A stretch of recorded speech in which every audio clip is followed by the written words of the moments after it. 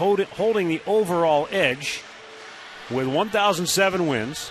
Indians have 973 wins, and there were also 17 ties way back in the early days. Wow.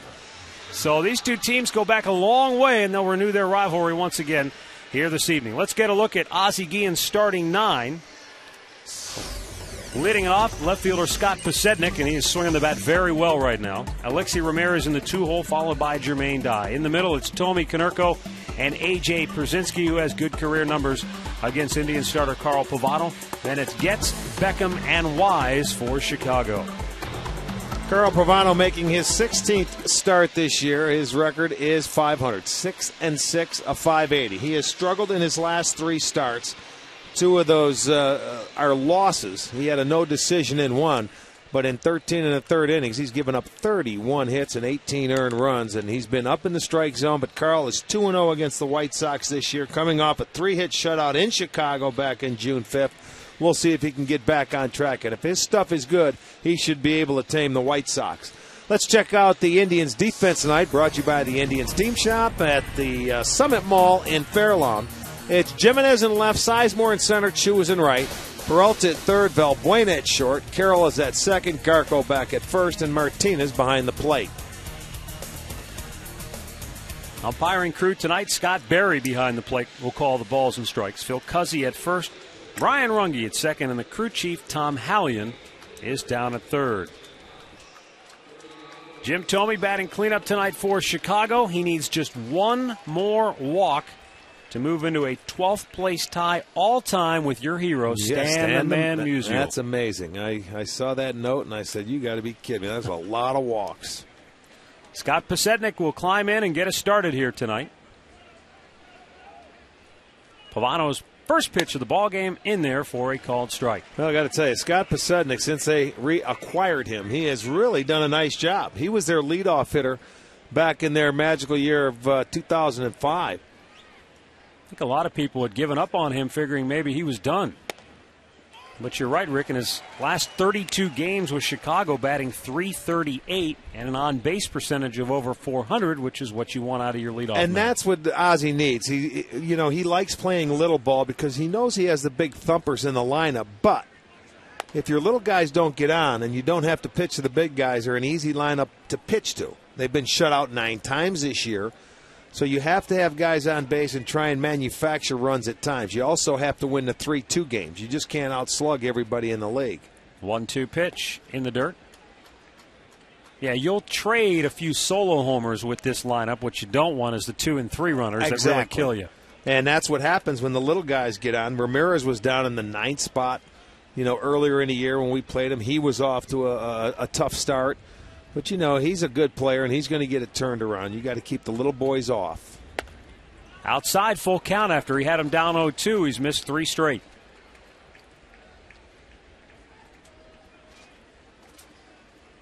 Posednik and Ramirez each with 11 stolen bases for Chicago. And on the 3-2, a tapper in the hole. Valbuena on the backhand. Forget about it. But he won't get the speedy Posednik. And the White Sox leadoff man aboard with an infield single. Well, that goes to show you with a guy that has better than average speed, if he can hit that ball and slap it the other way from the left side, get it past the third baseman and make the shortstop feel like that, you're going to beat it out. It's going to be a base hit. So Posednik starts it off. And it will bring up right-handed hitting Alexi Ramirez. There you go, 18 hits. That's his game. 35 for Ichiro. Well, that's amazing how far ahead he is of everybody else. Yeah, you look what he's hitting, and you look how many hits he has. He normally is way out in the lead in terms of overall hits. He has 110 hits going into today. He's hitting .372. I mean, it's like 35 multi-hit games. And we will see them in the month of July. Posednik takes off, pitch a called strike, and he's in there with his team-leading 12th stolen base on the year. White Sox came in with 3 different players with 11 steals, including Posednik, Ramirez, and Chris Getz. He had a great jump. You're not going to throw him out, and you can run off Carl Pavano. 13. That's 14 now. 0-2 the count on Ramirez. Well, for what it's worth, in his 15 starts coming in, Pavano has allowed 10 first-inning runs and an opposition batting average of .295 against him. Here's the 0-2 pitch. Tapper to short. Valbuena's only play is to first. Posednik on the slow chopper gets to third with only one out. Take a look at tonight's injury report. And it's brought to you by the law firm of Nuremberg, Paris, Ohio's injury lawyers since 1928. Call 1-800-399-2300. Aaron Laffey has proclaimed himself ready to return. It's just a matter of how the Indians want to go about getting him back here to the big league ball club. And Rafael Betancourt obviously continues his rehab, and I think he's closing in on a return date as well. Jermaine Dye with the infield in, lines it just off the glove of Valbuena, and the White Sox will grab the early lead. For Dye, it's his 46th run batted in on the year. Well, game of inches. Dye got up there, was aggressive on that first pitch. Valbuena got a piece of it, just couldn't hold on to it and save that run. He jumped on it early. They had the infield, and he was a half a step. You see, he gets over there and makes a nice diving attempt, but just you got to be played perfect. It's got to be hit right at you. It was not. So the White Sox will take a 1-0 lead. That moves Dye into a tie with Paul Konerko for the team lead in runs batted in. And now Jim Thome takes a ball down low. And Jermaine Dye has been American League Player of the Week, co-American League with Mariano Rivera. So the stolen base pays early dividends for Chicago. And there goes Dye. And Thome fouls it back. Now here's a guy, he doesn't have a stolen base. What's that tell you? Well, one time he was He was very good. Yeah. Well, let's check out our Firestone League leaders. Firestone, a tradition of innovation, and we all know Jim Thome, the threat with the home run ball always when he steps to the plate. 1-1 to count.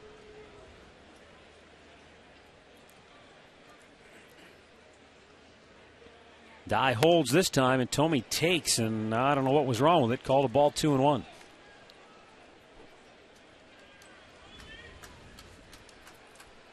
Take another look. This looked like a strike initially. Victor never moved the glove, but Thome, who has a good eye at the plate, tends to get the benefit of the doubt on the close ones at times. When you've walked as many times as he has in his career. Exactly.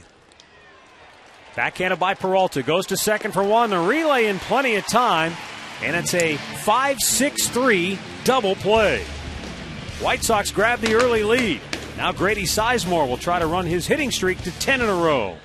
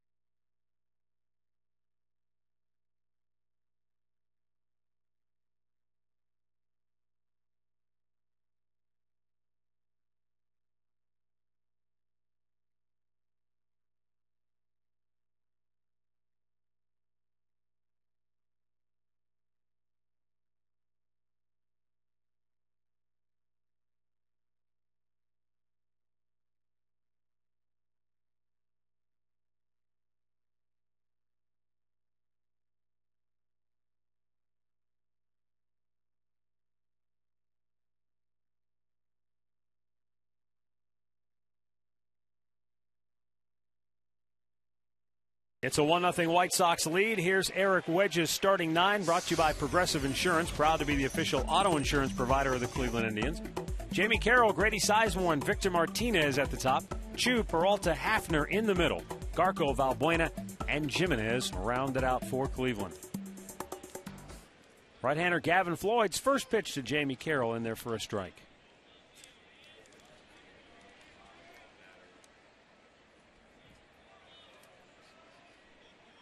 Carroll steps in with a .280 average on the year and looks at a ball outside to even the count.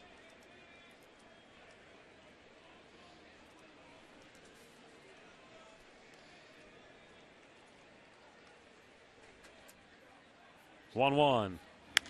Pop foul out of play to the right.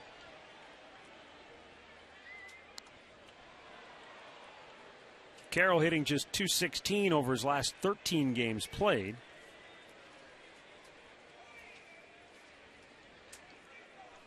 But in the month of June has hit in 16 of his last 24.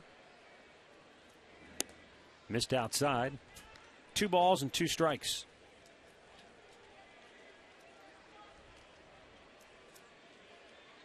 Gavin Floyd, a 26-year-old righty, has picked it up in the month of June.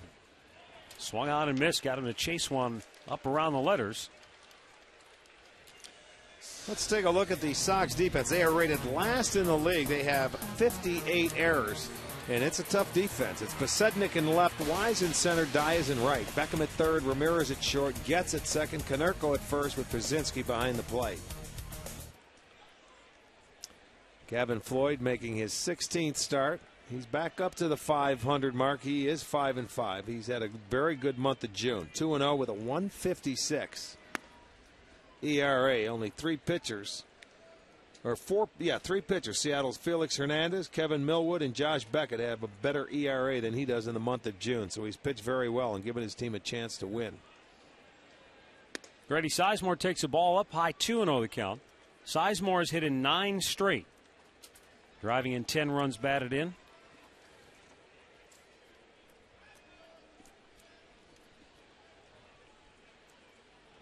There's a hot shot to first, backhanded nicely by Konerko, 2 down. Shop at Alvin's Jewelers for the big sale and save up to 81% on jewelry of your choice. Support a Cleveland-owned family jeweler. Visit alvinsjewelers.com for all their store locations.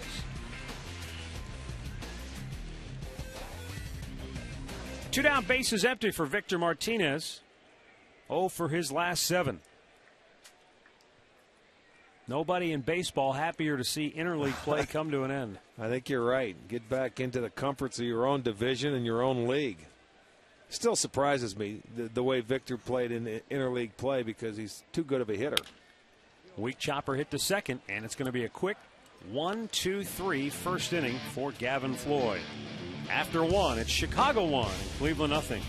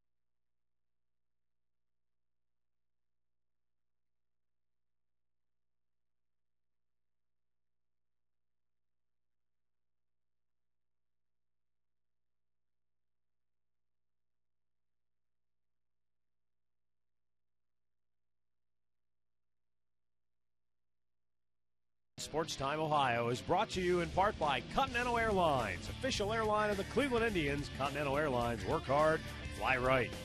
By McCafe Coffees at McDonald's, all made to order with fresh ground espresso beans. And by All Care Dental and Dentures, we make seeing the dentist easy.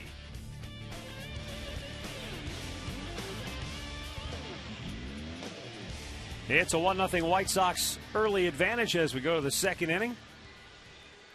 And for the Sox, Paul Konerko, A.J. Pierzynski, and Chris Getz. Some dark clouds moving in and out of downtown Cleveland, but apparently no real threat of rain, which is good news. I'll let it stay north. Paul Konerko steps in. He's picked up a hit in 12 of his last 13 games. And Pavano catches the outside corner with a first pitch strike. You know, at times when as good as Carl has pitched this year, he's struggled here in this ballpark. He started. This is his 7th game, but he is 2-2, and an ERA up over 7. 7 of his 11 home runs have been given up in this park. I think mechanically Carl went to work between starts in the bullpen to try to make some adjustments with his mechanics, saying that he was getting too much side to side in his delivery. Okay. And I think, you can equate a lot of things in a pitcher's delivery to golf. The golf swing, so many little things, if they get out of whack, it's almost like a game of dominoes. Bouncer to short, Valbuena slings it over, 1 down. Well, redeem a Big Mac box lid for a buy one, get one free ticket offer. This offer is for upper box seats and is good for all Monday home games this year. You bring your Big Mac box lids to any Indians team shop or the Progressive Field box office for this terrific ticket special. Well, today is a Big Mac Box Stop Monday. Here's A.J. Pierzynski. And takes a first pitch strike. He was in such a good groove for so long. About 10 or 11 starts where he was just boom, boom, lights out, and just pounding that strike zone. Sooner or later, you're going to hit a little lull. And I just figured maybe he was hit a spell of maybe some dead arm period because he hadn't pitched this much in a long, long time. But you have to battle your way through it. And there's a lot of times you go out there where you don't feel 100%. And mechanically, if you start, it's almost like talk about being a game of inches. If you start to get just a couple of inches offline when your delivery, then you don't realize it, you don't notice it, and then you fall deeper into that pattern. Well, you start compensating with something else. Garco with an ace fielding play. He'll take it himself, 2 down. Let's head down on the farm and get a look at our Subway fresh face of the game. Michael Brantley at AAA Columbus walked 4 times yesterday, swiped 3 bags, scored a pair. Swinging the bat well here in the month of June. Well, that's one thing that they said. He's got a very disciplined, a very good eye at the plate.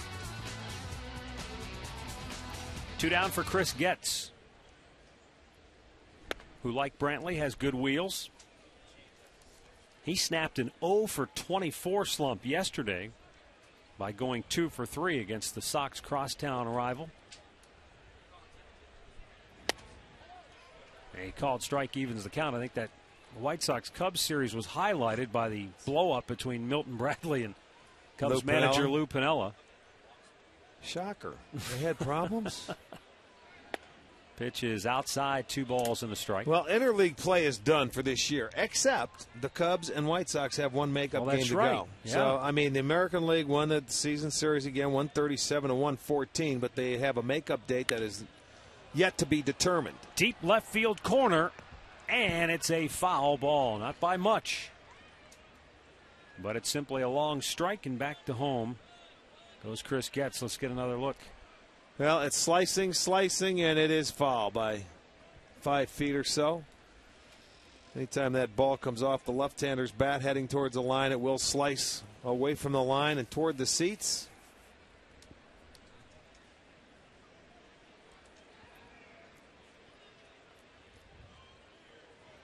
And the 2-2 pitch. Jammed him, and it's back over the screen. Strong breeze right now blowing in from the left field corner over towards the right field corner. You see that flag blowing picked out. Up too, since the first inning it seemed.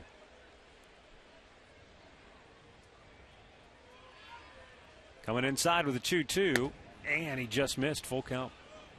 See, that's the pitch where Carl earlier, Pavano was nailing. That inside corner, he was getting some called strikeouts to the left-handers. But when you miss, you have to miss in off the plate. And it doesn't miss by much, but it should help him out in the sequence. Out of play, remains 3-2. And Carl was saying, back to the point about the mechanical adjustments, because he was getting side to side and not driving through the pitch, balls were staying up in the strike zone. And as you've said so many times, any ball up is easier to hit. That's roped down the right field line over the head of Ryan Garco. Chu chases it into the corner. Getz has at least 2, and he'll hold there with a 2-out double.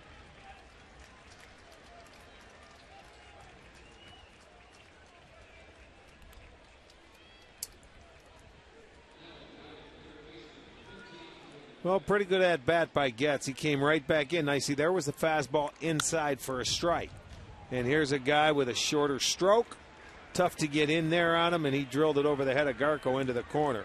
Getz gets his 10th double. And the White Sox will have another opportunity with 2 outs and a runner in scoring position. They are last in the league in doubles. That's only their 105th as a team.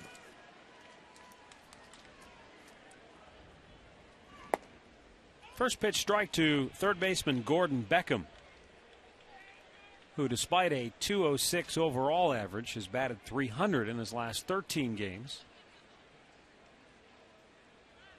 And as we have seen with young players like Luis Valbuena of the Indians, they tend to go in streaks, up and down. Well, this guy was just drafted a year ago. Their #1 pick. He was crossed up. He Victor sure was. He slapped that ball He caught down. that defensively, or it caught him. Yeah, he called for #1 and got the #2. Watch him slap it. See, it's a fastball. He was looking for a breaking ball. Look at Victor put his head down. And when you're a catcher and you're thinking that ball's going to go down, and then at the last minute it doesn't, you're in a panic mode. And you have no time to react.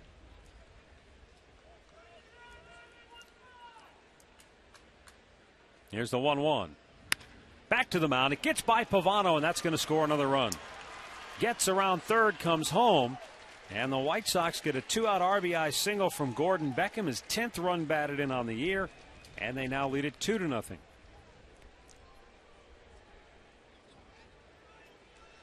Well, perfect placement right back up the middle. Pavano could not stop it, knock it down just on the backhand side of his glove. He couldn't get over there in time.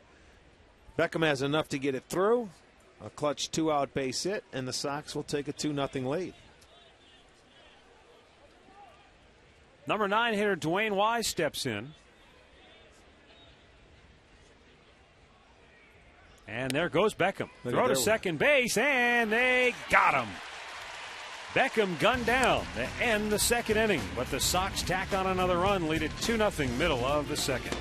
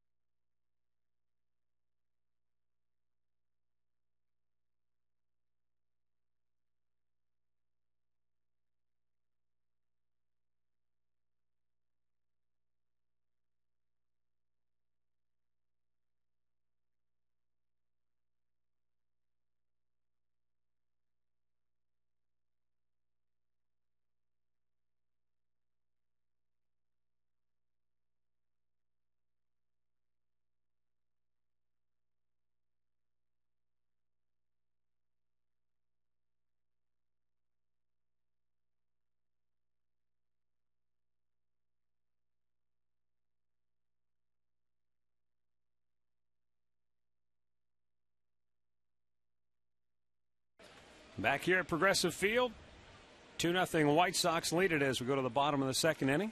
Shin-Soo Choo, Johnny Peralta, and Travis Hafner to face Gavin Floyd.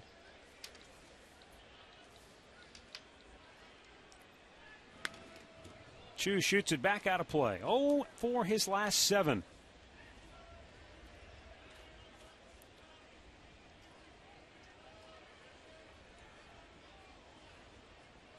Gavin Floyd, another pitcher when you talk about the road problems. 2-3, and his ERA is 6.8 when he goes away from U.S. Cellular. And, you know, you find that sometimes hard to believe because it's U.S. Cellular is a good park to hit in. Yeah, I don't know if he feels more comfortable there on the mound and everything. Not a great pitcher's park. No, it's not. 1-1 to count. But he's done well against the Central Division since the start of last year. He's 11-5. And Choo has the first hit of the night for Cleveland with a solid single to center field. That snaps that 0 for 7. Another pitch. You see up in the zone. Choo just can stay on that one very easily and just take it right back up the middle.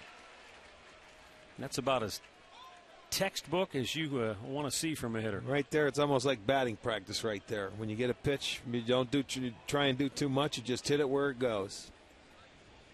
Here's Johnny Peralta. And he lines one toward right center field. Wise on the run, makes the grab. Now Choo's going to have to hurry to get back, and they double him off. I'll tell you, there's good hustle there by the home plate umpire, Scott Berry. He was in position, my friend. He was right on that play. Choo got caught. He didn't think that Dwayne Wise was going to get there. But it'll be a double play. And watch the home plate umpire get himself in position. And it's his call because the umpires go out there to look. And look at him right there on the play. Good call. I like to see that. Good hustle by the ump. Not very good base running by Choo. And they double him off. I think Choo knew it right away. He got maybe 2 strides too far, and he just could not get back. Well, Travis Hafner bats with the bases empty and 2 down now. Takes a strike. You don't see Choo make a mistake on the bases too often.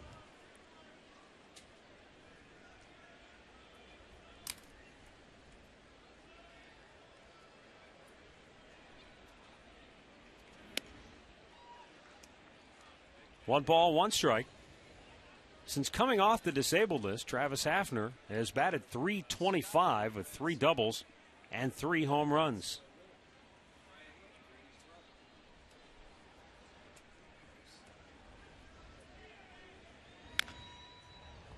Fouls it off in front of the Chicago dugout. 1 ball, 2 strikes.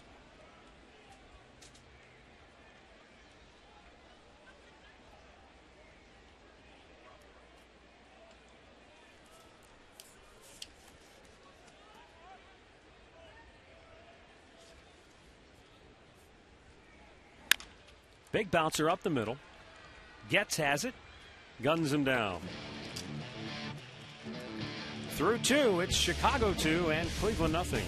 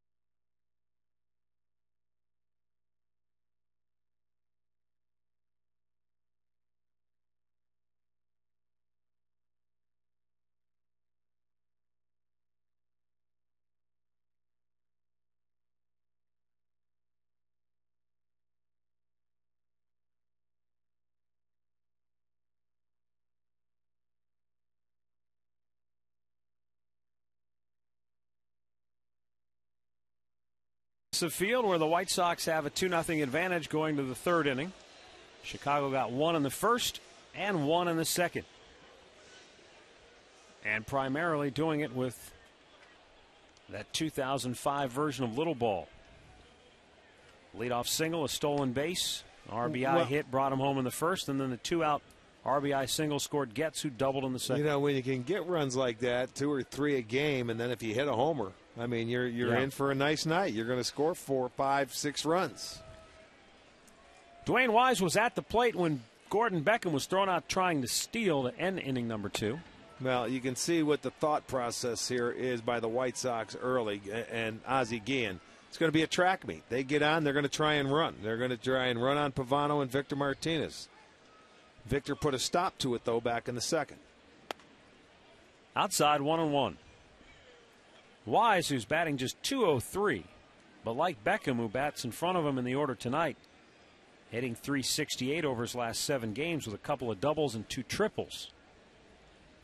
Well, Dwayne Wise, it was, if you remember last year, they brought him in. He was just a fill-in guy and ended up doing a very good job. Was a clutch player for Ozzie. Ended up getting more playing time and played in the playoffs. This year he made a catch, separated his shoulder, and missed some time. You know, so he missed about a month, so he's playing catch-up. Went after the high pitch and strikes out. That's the 63rd strikeout against just 18 walks for Carl Pavano on the year. Well, this Sunday, the Indians will wrap up their homestand against a team just coming in for the very first time this year. It'll be the Oakland A's.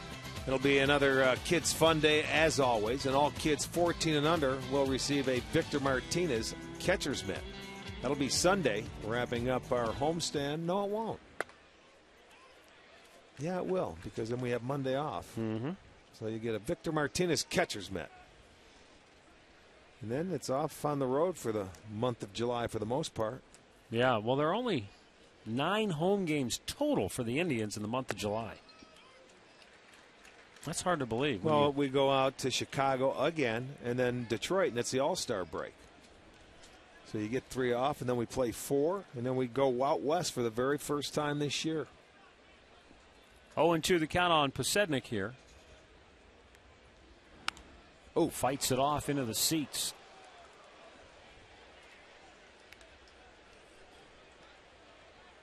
You can see the look on Posednik's face like, whoa. Well, that was you talk about an emergency swing.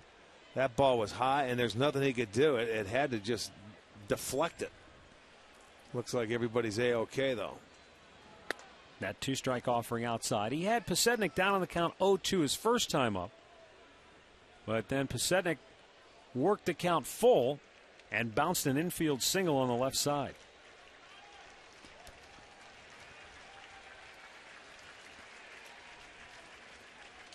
Now the 1-2. Just missed. That's a pretty good pitch right there. I think that's one Pavano wants. That's twice tonight he's had a 3rd strike. Well, didn't get the call. Look at it. Right there. It's a little low, maybe. Okay. Pretty close, though.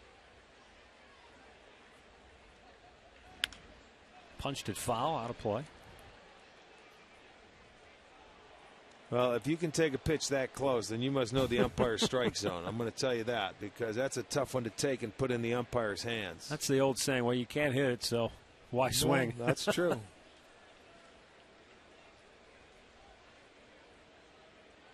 Now the 2-2. He ran to the front of the box and took it for a called 3rd strike. Back-to-back punch-outs for Pavano. 2 down in the 3rd. You know, look at, you see that?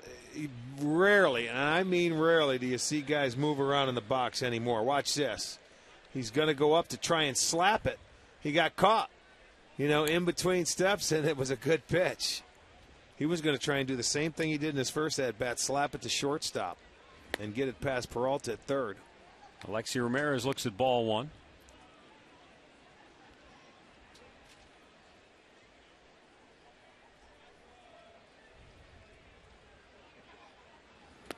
Big swing and a miss. Ramirez, not a guy who brings a lot of weight to the plate, but swings like he weighs about 250. Yeah, he weighs about 150 and swings like 250, and his bat probably is as heavy. Yeah. You know, he swings a lot like Soriano, Alfonso maybe? Soriano. Yeah, I mean he's close to him, but Soriano's bigger. He's been in the game, and Soriano really crouches. See, he's a little more upright than what Soriano is, but the swing is the same. It's a really long swing that he swings hard every time. And the 1-2 pitch. Missed outside with it.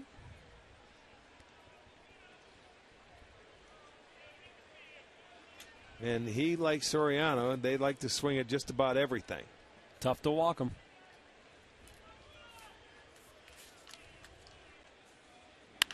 Grounded to third. Nice play by Peralta. Finishes it off with a strong throw, and the White Sox go 1-2-3 for the first time tonight. Middle of the third, it's Chicago 2, Cleveland nothing.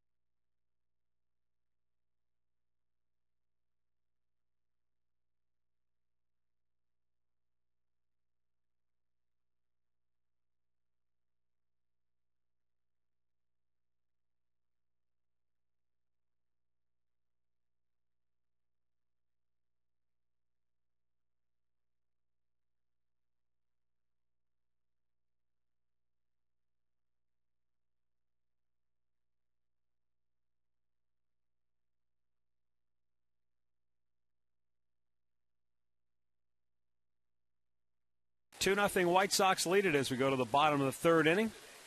Ryan Garco to lead it off for the Tribe against Gavin Floyd, who only needed 9 pitches to get out of the first inning and 9 more to get through the second.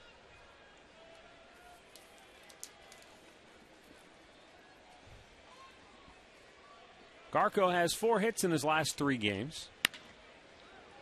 And a ground ball to shortstop. Ramirez takes care of it. 1 down. Let's get a look at our great clip of the game from yesterday. Speaking of Ryan Garco, had a couple of knocks, taking that pitch hard the other way into the right field corner. And an infield hit. Relax, you're at Great Clips. Luis Valbuena, batting 8th for the Indians tonight. Valbuena had such a red-hot series against the Chicago Cubs at Wrigley Field, but since then really scuffling. 1 for his last 22.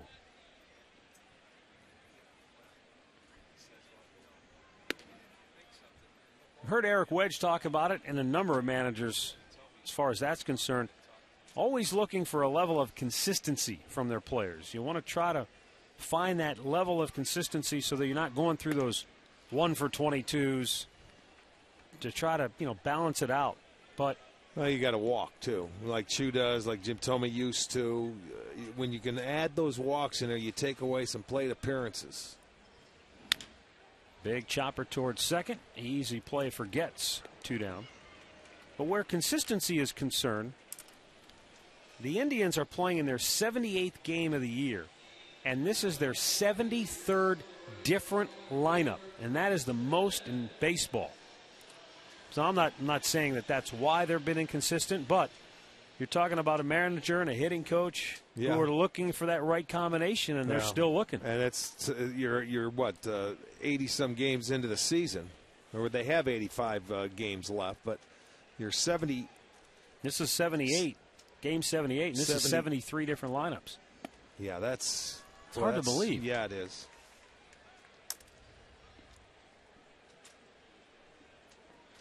And a lot of the season was played without Travis Hafner. Grady Sizemore's missed a big chunk, and that obviously necessitates some juggling of the lineup. Well, and you got guys that can't play every day, so he's got to shuffle it around.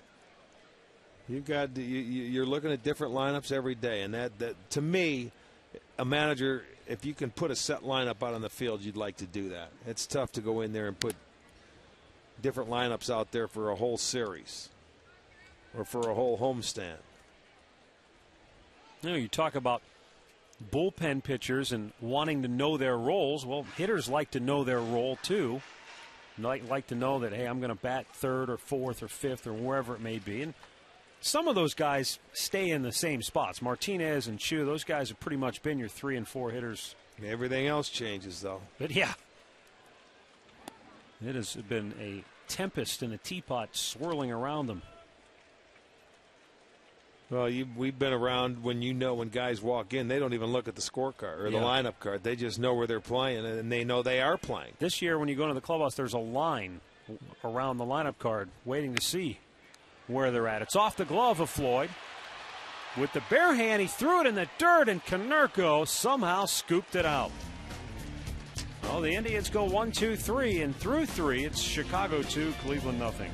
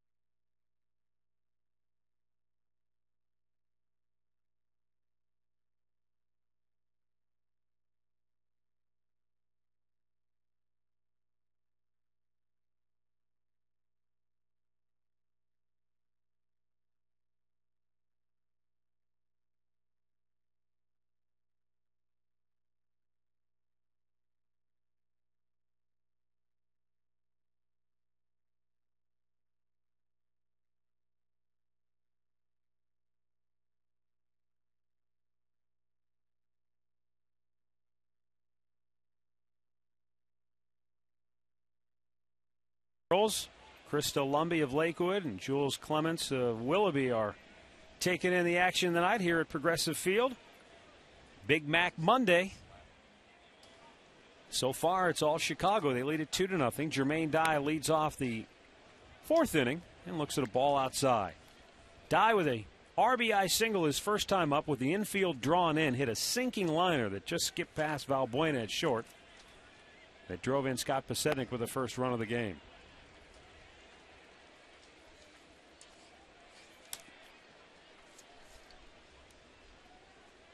Dye, the American League Player of the Week, along with Mariano Rivera of the Yankees. They were co-players of the week. But offensively, Dye having a solid week. This one sawed him off, and a nice play by Jamie Carroll. Went across the bag, threw off balance to retire Dye, one away. Didn't get much on it, and that enabled Carroll to cut it off. Well, watch how he gets jammed, and he was in the box for quite some time, so that enabled Jeremy Carroll to get over there and make the play easily because Dye doesn't get down the line that well. Backhand, he's almost throwing it from shortstop, and you can see how much time he still had left. Dye had to wait till the ringing stopped in his hands before he could start running. It may still be ringing. Jim Thome takes a breaking ball for strike one. With the shift on in the first inning, Thome hit into an inning-ending 5-6-3 double play, with Peralta playing at the shortstop position and the shortstop Valbuena playing on the second base side of the bag.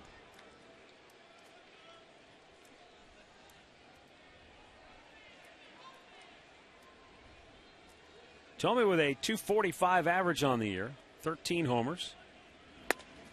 Just missed inside. And the count tips in his favor, 2-1. Pavano now 55 pitches on the night, 36 for strikes. He has retired he's gotten 7 outs via the ground ball. Well, you know, his ground ball to fly ball ratio is usually very good. Almost 1.5. Well, no fly ball outs yet tonight. 7 ground ball outs, 2 strikeouts, and the runner trying to steal thrown out. Full count.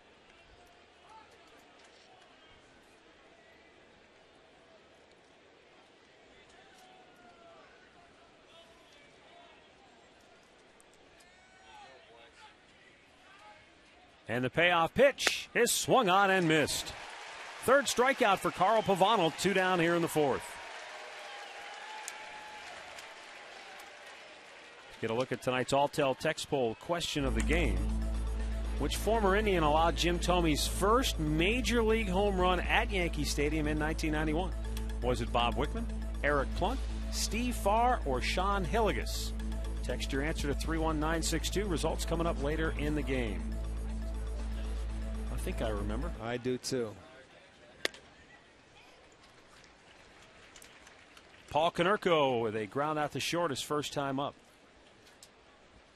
Thome 1 walk away from moving into a 12th place tie all time with Stan Musial. Paul Konerko, meanwhile, reached a personal milestone earlier this year on June 21st in Cincinnati when he picked up his 1,000th career run batted in. Didn't he and Jermaine Dye hit their 300th in the same game? They go Detroit. back to back. Yeah, they sure did. Both of them got their 300. That's pretty amazing. Hard ground ball to short. Valbuena to a knee, gets up from the outfield grass, throws him out. And the Sox go 1-2-3, and Pavano has set down 6 straight hitters.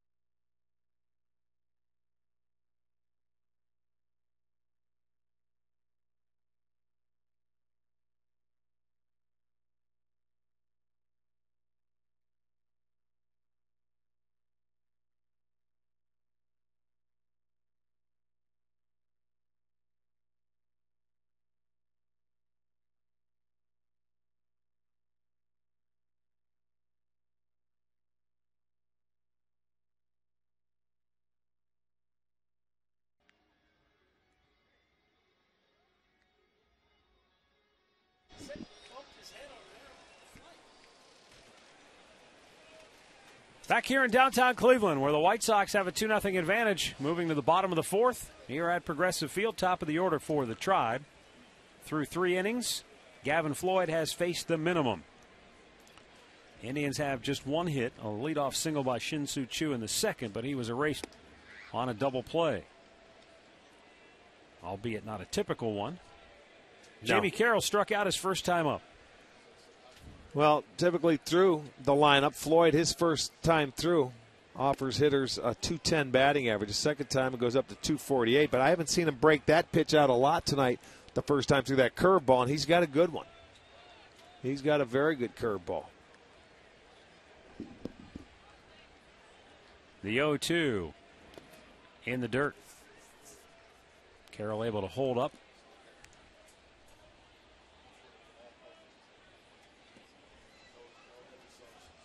The old equalizer, as they say. Yeah, well, you know, when you don't have to throw it, you can save it for later in the game or the middle part of the ball game. That gets you deeper into games. And, you know, that's his out pitch. Good hitting. Hung one there, and Carroll bloops it into right field. He's got a leadoff single for the Tribe.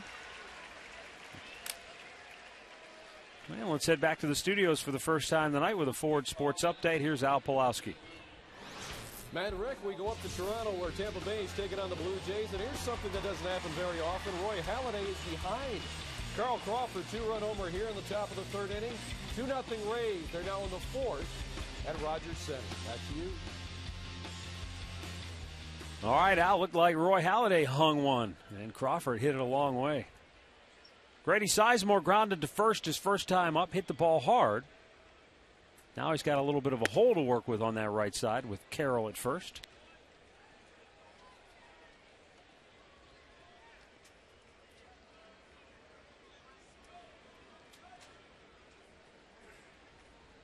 So far tonight, Carl Pavano and Gavin Floyd have the ground ball out working. Well, this is only the second time tonight that Floyd's been in the stretch. The only other time was the start of the 2nd inning after the Choo single, and then he got the double play ball off the bat of Johnny Peralta, where it went 8-3. Popped him up, back out of play. I want to send along birthday wishes to Laura Mitchell of Cuyahoga Falls, turning 80 today. Laura, happy birthday.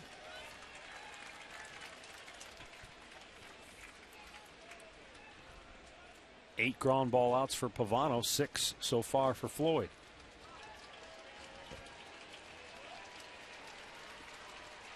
Now the 2-1 pitch to Grady Sizemore. And a double play ball hit to Ramirez. Steps on the bag, guns it over. He couldn't have tailor-made that one any better. Well, you talk about pitching into your defense. He did just that. When the Indians go deep, we raise money for the Gathering Place, a wonderful, caring community that helps individuals and families dealing with cancer. Great clips donating $50 per Indians homer. Rick and I donating $5 per dinger, over $5,000 raised so far. You can help out as well. Log on to touchedbycancer.org to learn more about the Gathering Place and make a donation as well. Victor Martinez leads the Indians in home runs, runs batted in, and batting average. One of only 3 players in the major leagues to do that. Adrian Gonzalez of the Padres and Albert Pujols of the Cardinals also in that elite class with Martinez, leading their respective clubs. The only difference is Gonzalez leads his team with 24 homers. Pujols leads his team with 28. Well, and they're walking Gonzalez. They're pitching around the guy out in San Diego, and they're trying to do the same with Pujols. So, yeah, Pujols already has 74 runs batted in. He's, as they say, he's a hitting machine. Done it from day one since he stepped into the big leagues. 2 down, bases empty, and a 1-2 count on Martinez. And the pitch is up high. Evens it up 2-2.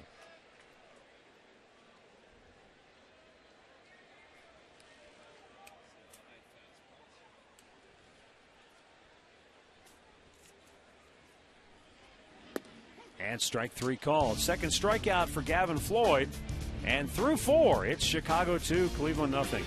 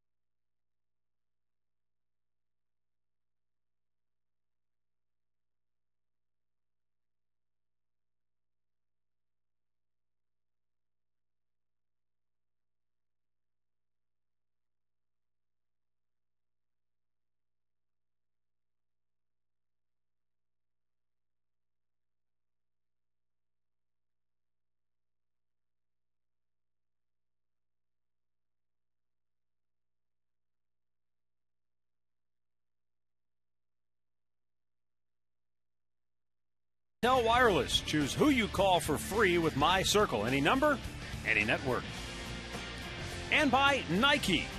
It's about you.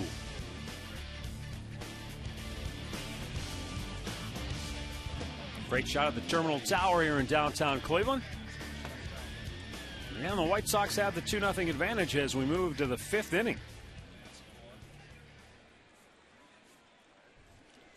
Gavin Floyd pitching a 2-hit shutout through 4. White Sox have scored 2 runs on 4 hits off Carl Pavano, but the Indians' right-hander has retired 6 straight White Sox hitters. AT Pierzynski grounded out in the 2nd inning.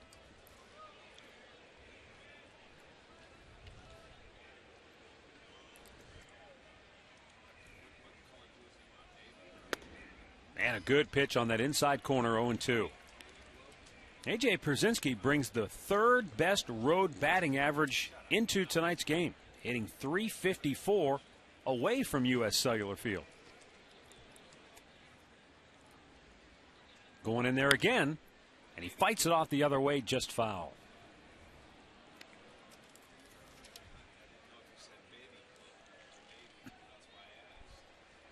Pierzynski, not only has he been red hot on the road, but overall in his last 28 games, a .337 average.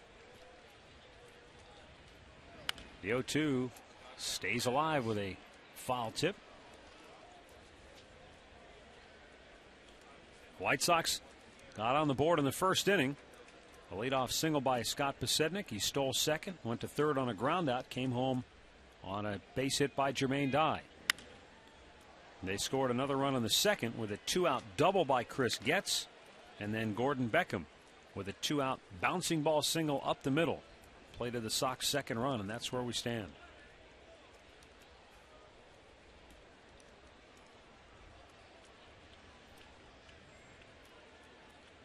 Pavano's 0-2 pitch. Ran it off the outside corner.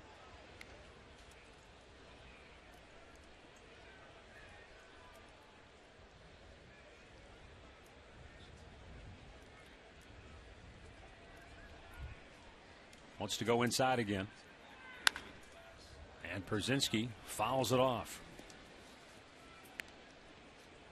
Well, Pierzynski's a guy, you know, he's tough to strike out. He's got good back control. He tried to go away with him. He fouled a couple off the 3rd base side. He'll pull a ball when you pitch him in. He's one of the toughest guys to strike out in this league. The 1-2. Again, he fouls it back. So a good battle here. Victor Martinez going to go out for a chat to see if they want to try something different. Well, away. He went one inside. Maybe flip one up there. He will. He has been known to swing at him in the dirt.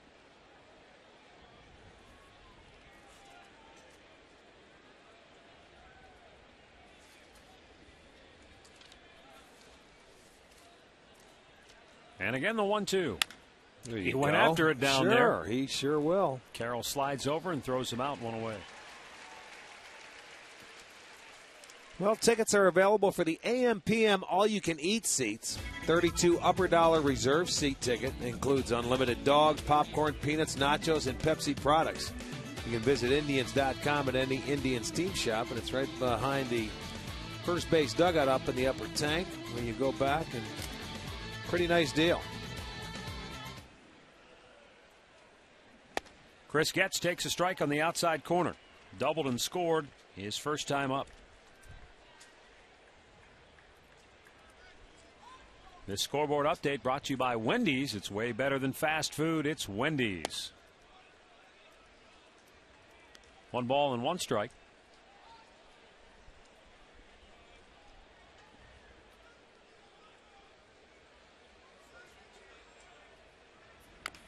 Little tapper, and it's going to go foul.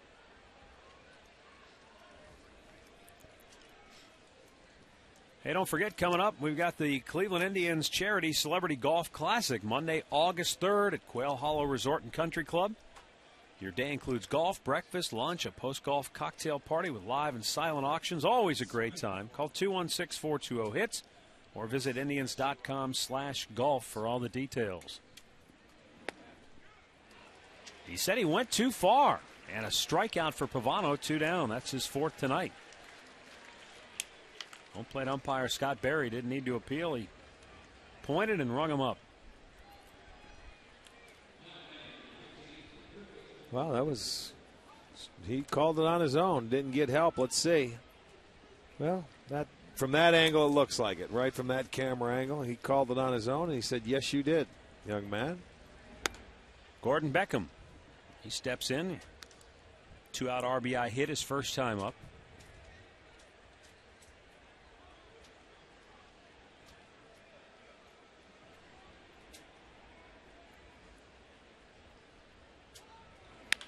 And a line drive single into left field. Beckham, big turn at first, but he's going to hold there. And another 2-out hit for Chicago. Get a look at our direct energy bringing the gas sequence. Dwayne Wise back in the 3rd inning against Carl Pavano.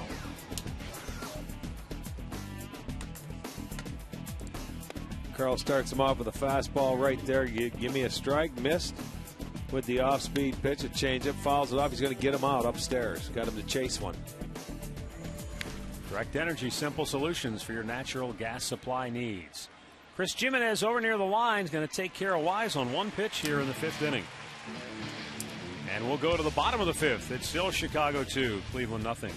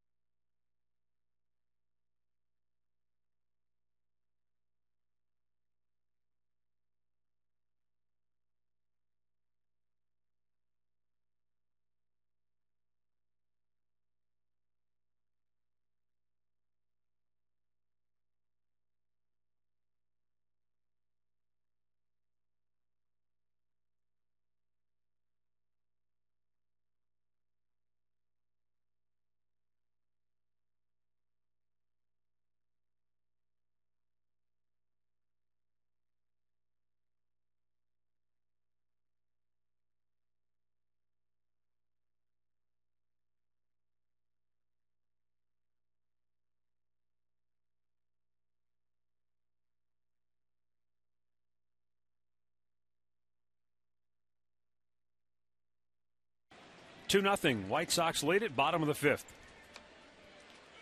The Chicago White Sox pitching staff maybe feeling bulletproof right now. They have a 14 scoreless inning streak coming into this bottom half of the 5th. Pitched a shutout against the Cubs yesterday, and dating back to the 9th inning Saturday against the Cubs, and 4 shutout innings here so far this evening. Well, Floyd's been very tidy, but as a team, their starters are second in the league with a 4.17 ERA, and their relievers are 4th.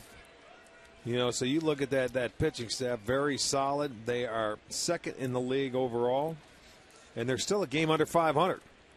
Well, the one thing that has to be really eating at Ozzie Guillen, being a former middle infielder himself, 43 unearned runs allowed, most in baseball, and those are the things that keep you up at night. Because how many times do you suppose the White Sox have had a game where if they just made one defensive play here or there, they'd be on the other side of 500 and feeling pretty good? Well, when you have solid pitching, you don't want to give up any extra outs. I mean, we've seen the side where when you make a mistake and you have some bad pitching, that boy, it hurts you. You know, you make those guys work a little extra harder when you give that extra out. You know, the ironic thing is, Rick, the White Sox pitchers have committed 10 of their team errors this year, and that's a big chunk. 58, then that's a lot. You're right. So you look at them with 48 errors then. So they've had a hand in it as well. The 2-2. Up high, full count. But earlier in the year, their problem was offense as well. They couldn't score runs. They've been, as I mentioned, they've been shut out 9 times. Too many times the all-or-nothing approach for Chicago has hurt them. Now the 3-2 pitch, and Chu strikes out. That's the 3rd strikeout for Gavin Floyd, 1 down in the 5th. Well, Progressive Field Party Suites, the perfect for entertaining all year round for family, friends, employees, anybody you like. You'll enjoy premium service, food, and beverage. Call 216-420-HITS and book your party suite today.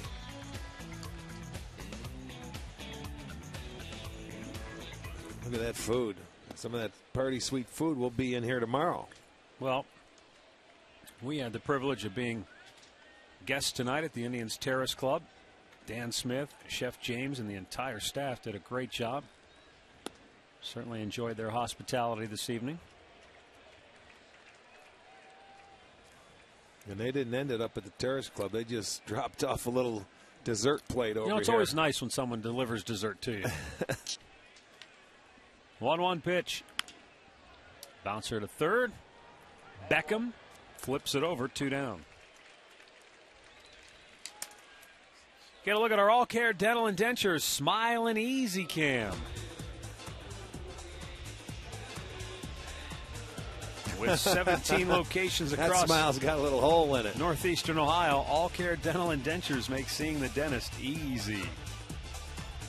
Tell you what, if they would have had some of that upside down waffle pineapple dessert, they'd all be smiling.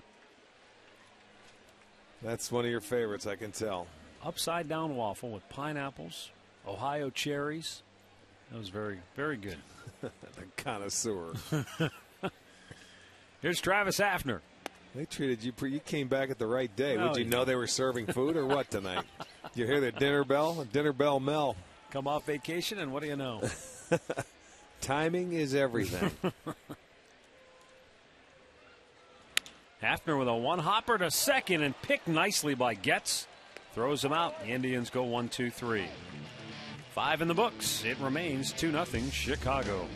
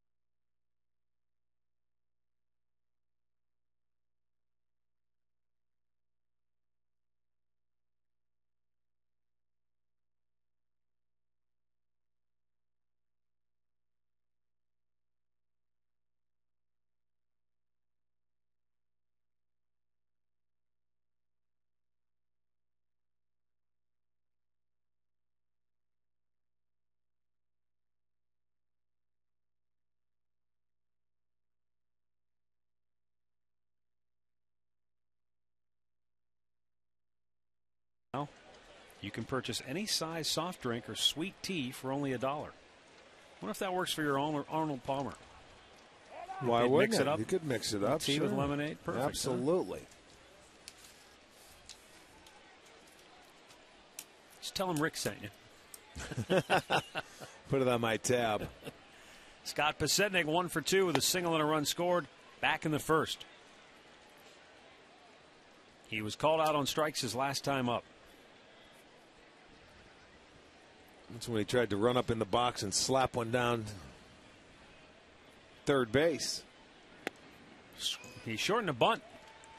Takes a called strike, and for the third time tonight, he's in an 0-2 hole. But he was able to battle back and get the hit and score in the first inning, so he's scored 22 runs now in his last 33 games. Now Pavano's starting to get that inside corner, starting to throw it for strikes, and you can see he's jumping around in that box, and he's going to keep him jumping. Get an 0-2 pitch, you can go ahead and afford to knock him off the plate.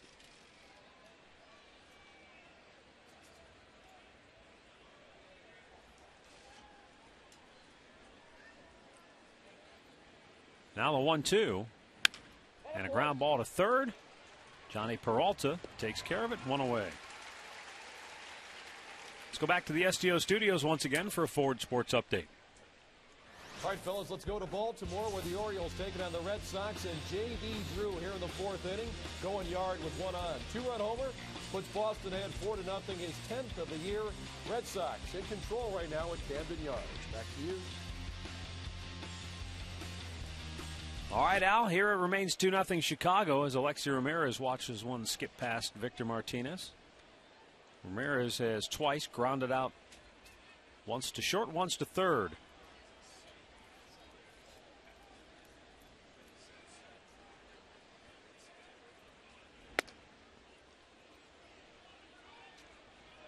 He may be on the wrong end of the score, but I'd have to think if you're Carl Pavano, at least so far tonight, he has to be pleased with the adjustments he's made. I would think so. I mean, you know, they stole a base in the first that paid off. Grounder to short. Valbuena throws him out, 2 down. Another check of the Alltel text poll. Question of the game. Which former Indian allowed Jim Thome's first major league homer at Yankee Stadium in 1991? 1 for Bob Wickman, 2 for Eric Plunk, 3 for Steve Farr, 4 for Sean Hilligus. Text your answer to 31962. Results later in the game. You know, in Pavano's last start in Pittsburgh, he gave up 11 hits. Remember, 10 of them were singles. The first 10 hits were singles. The 11th was a double down the left field line. But a lot of them were seeing eye base hits. And when you're putting the ball in play, and guys, and that Pittsburgh lineup, too, they don't swing very hard and go for the fences like this lineup does. You know, sometimes you find holes, and that's why he gave up a lot of hits. Seems, though, tonight he's getting the ball down in the strike zone more than in his previous 3 or 4 starts. Well, that is true, too. But you remember that one error in Pittsburgh that ended up hurting him. They had 5 unearned runs. Remember that prolonged the inning. Couldn't get out of the inning. Couldn't get out of the inning, and that's what really hurt him. He's had 10 counts of 0-2, 1-2. And that's when Carl was pitching very, very well. And, you know, they may have a hit or two here. I know Pasetnik did back in the first. He got that hit when he was down in the count 0-2. But this is a Carl Pavano we know right here. And with Dye down on the count 0-2, Victor Martinez wanted to go out and chat about how they might attack him now with some room to work with.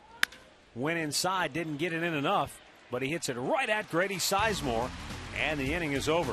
White Sox go 1-2-3. We head to the bottom of the 6th. Still 2-0 Chicago.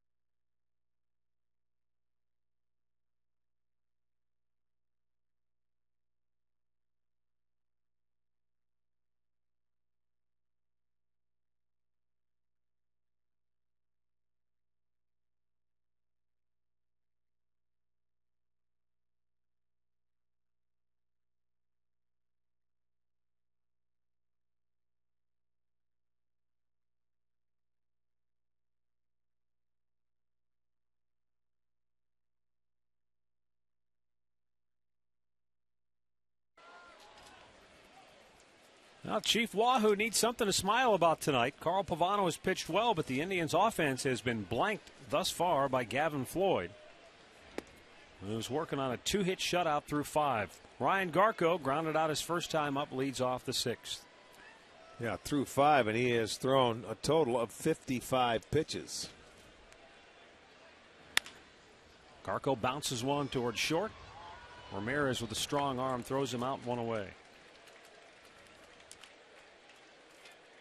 Well, let's check out now our Northern Ohio Toyota dealers game recap. Jermaine Dye with the infield drawn in. Line one just past Luis Valbuena, scoring Scott Pasednik. Then a 2-out bouncing ball RBI single by Gordon Beckham made it 2-0 Chicago. For a dealer near you, visit buyatoyota.com.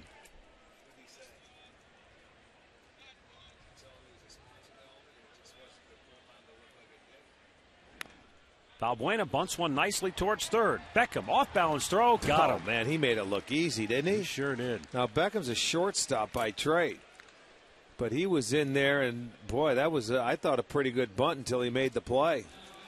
Good play by Beckham. Look at, he's playing in front of the bag, and he sees him square around. Watch him come in. He fields it with his glove. He doesn't even barehand it. All in one motion. That's a shortstop right there, ladies and gentlemen. That was a good play. So the Indians can't solve Gavin Floyd. 2 down. Chris Jimenez tapped one back to the mound his first time up. And because they haven't only had 2 base runners, Floyd's been out of the lineup all night long. That's right. They had a leadoff single in the second, but then Peralta lined a ball to center field right after Chu had reached, and Chu was doubled up. And then they had the leadoff single in the 4th, and then Grady Sizemore grounded into a double play.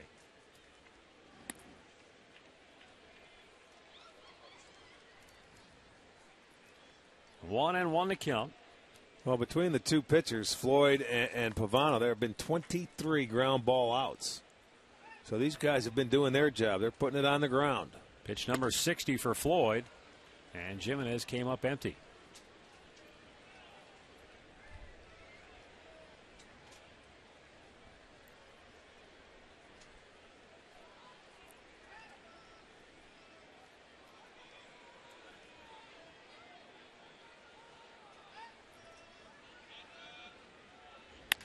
Right back up the middle, off the glove of Floyd. It's going to be an instant replay. And Jimenez is going to reach. So the 3rd hit of the night for Cleveland. This time Jimenez hit it a little bit harder than the last time when Floyd was able to come off the mound and pick it up and throw him out. I thought it was going to be a replay. He knocked the first one down and did it. This one just scooted away a little farther away. And boy, I don't know why Jimenez goes in head first, right over the bag. He landed on the bag, I think, with his chest. It's crazy.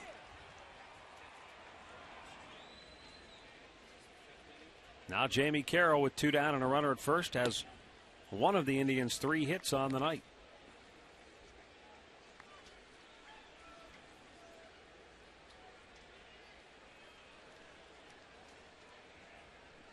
And again, for one of the rare times this evening, Floyd out of the stretch.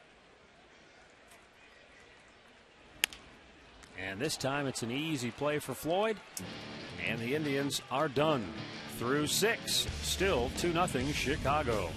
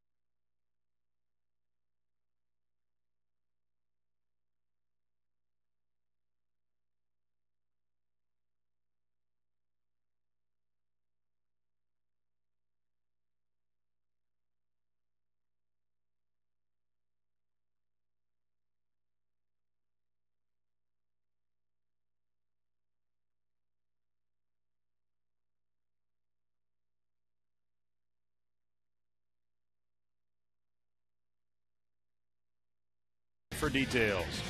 By AM/PM, too much good stuff. And by Windows, life without walls. Boy, it has turned out to be a beautiful evening here in downtown Cleveland. And it's a 2-0 White Sox lead as we go to the 7th inning of play. There have been 36 outs in the game so far, 24 on the ground, 7 strikeouts, 1 caught stealing, and only 4 through the air. That's a rarity. I mean, you don't see that often from both pitchers, really in control, pitching ahead in the count, minimizing pitches, keeping the hitters to swing the bat, and they're just topping it. Hits the bag, or did it? No, Nope. It just went foul in front of the bag by inches. Thought maybe it skipped over the bag at first, but took a right turn 89.5 feet down the line. Yeah. It did. It was right before the bag. You're right. See, it might have caught the edge of the grass and just kicked. Unbelievable. So it's a 1-1 count. 90th pitch of the night for Pavano, and it's lined to left. Chris Jimenez makes the head-high grab, 1 away. Well, follow the Tribe on your iPhone and iPod Touch with MLB.com at Bat 2009. It's a great new application, features play-by-play, video highlights, and live audio broadcasts. Visit Indians.com on your iPhone or iPod Touch to purchase this app today. Here is Paul Konerko, 0 for 2 tonight.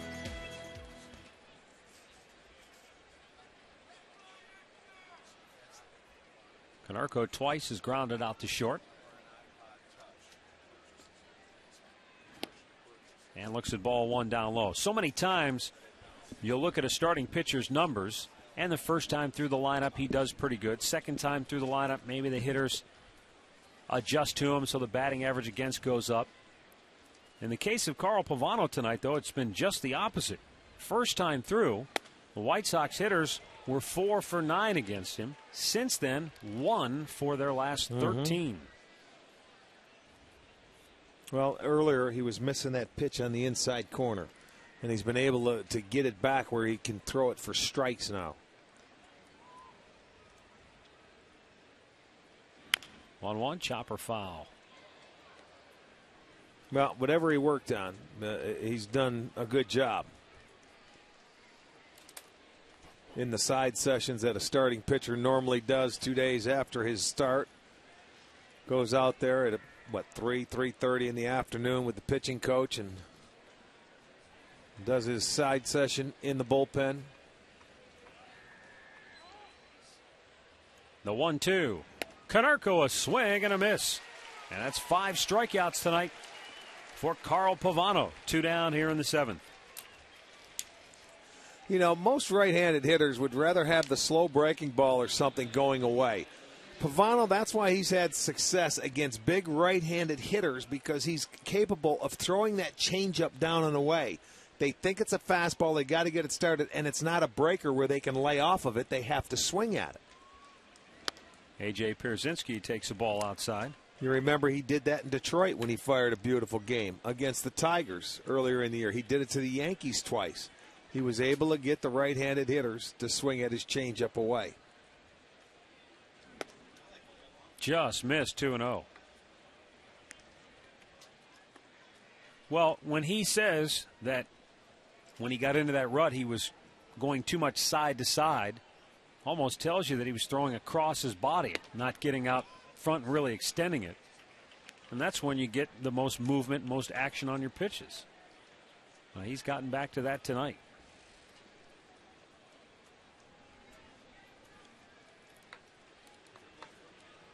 Here's the 2-1. Swung on and missed. Well, he's had a great changeup tonight. Yes, he has.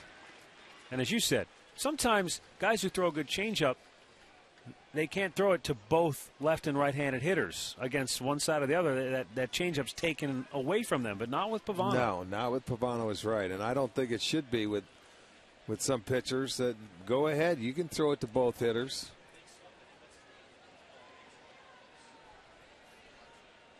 Fastball away. Boy, Przinsky just got a piece of it to stay alive.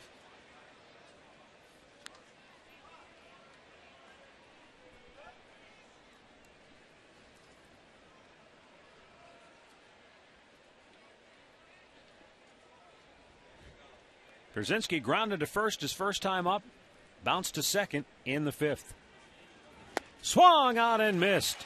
Carl Pavano with a half dozen punch-outs here tonight.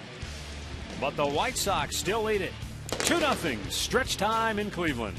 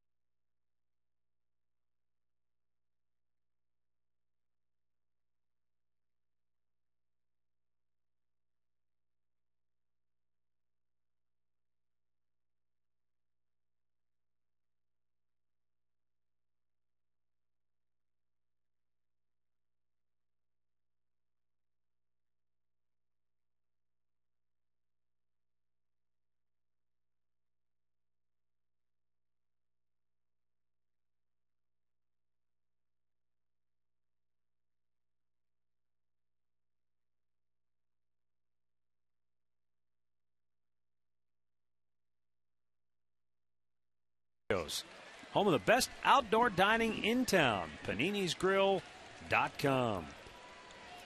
Home half of the seventh here at Progressive Field. Grady Sizemore 0 for 2 will lead it off for the Tribe. Then Victor Martinez and Shin-Soo Choo. Well, the Indians are going to have to get going because I don't know if Carl Pavano is going to stay in this game any longer, and he's pitched a beauty. Well, he's right at 100 pitches, and the Indians have activity in the bullpen. See, there, yeah, when the pitching coach is talking to you like that, you're pretty much done. You know, you talk about what you're going through, but I'll tell you what, he locked back in today. It was a beauty. 0-1 down low to Sizemore, and the count evens up. You see left-hander Tony Sipp loosening for the Tribe. The 1-1, and Grady shoots it foul. Over along the first base side. Almost picked off the police officer who was positioned just beyond the end of the dugout. He did a nice job to throw up his hands. They're going to be smiling. He knows. He just says, look, I'm just doing my job here. Here's the 1-2. He went too far. And that's the fourth strikeout tonight for Gavin Floyd. That's the curveball. He's breaking it out. Well, coming up on Friday, the Oakland A's will be here for the very first time this year, and there will be a special expanded post-fireworks show, and it's featuring the music of Michael Jackson in honor. So come on, kick off the holiday weekend. Visit Indians.com, call 216-420-HITS, and back-to-back fireworks shows, not only Friday but also Saturday.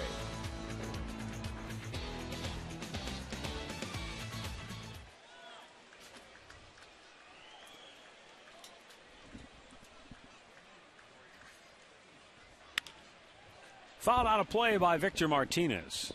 The good news as we go late into this ball game is that from the seventh inning on this year, the Indians have outscored the White Sox offensively 131-87. The bad news is the White Sox bullpen has done a much better job of shutting down the opposition than the Indians pen has.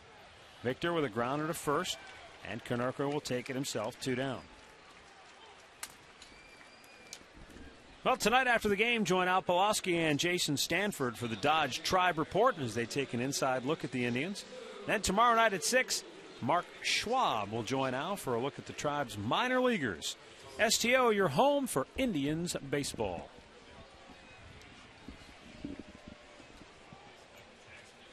Shin-Soo Choo, 1 for 2 tonight. He had a single back in the second inning. And Floyd misses inside for ball 1.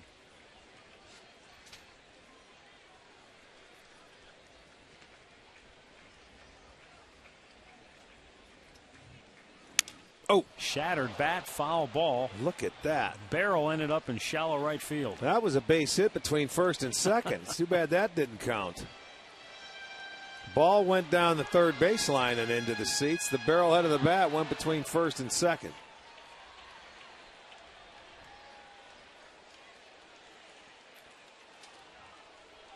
Last ball in, down on the trademark. Choo didn't know which way to look. He's, you know, which way? This way, that way. It's gone. I mean, it went every which way. This one's fouled back out of play.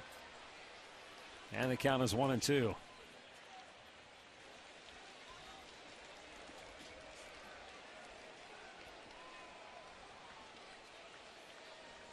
Choo snapped an 0 for 7 slump with that leadoff single in the second. Struck out in the 5th.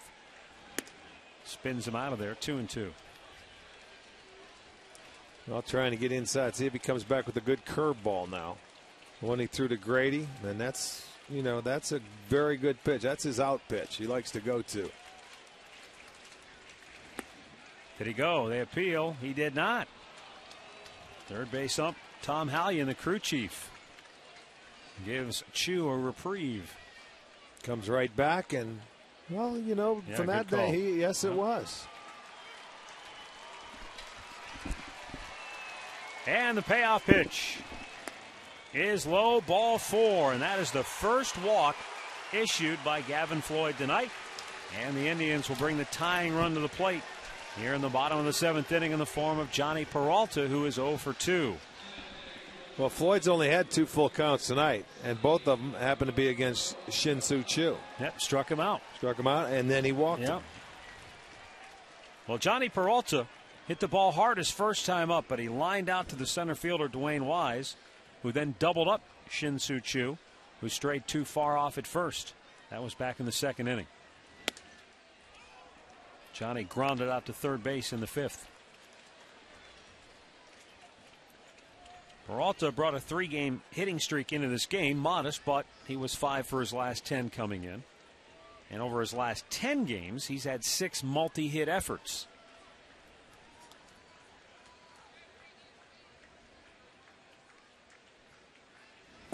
Swung on and missed, 0-2 the count.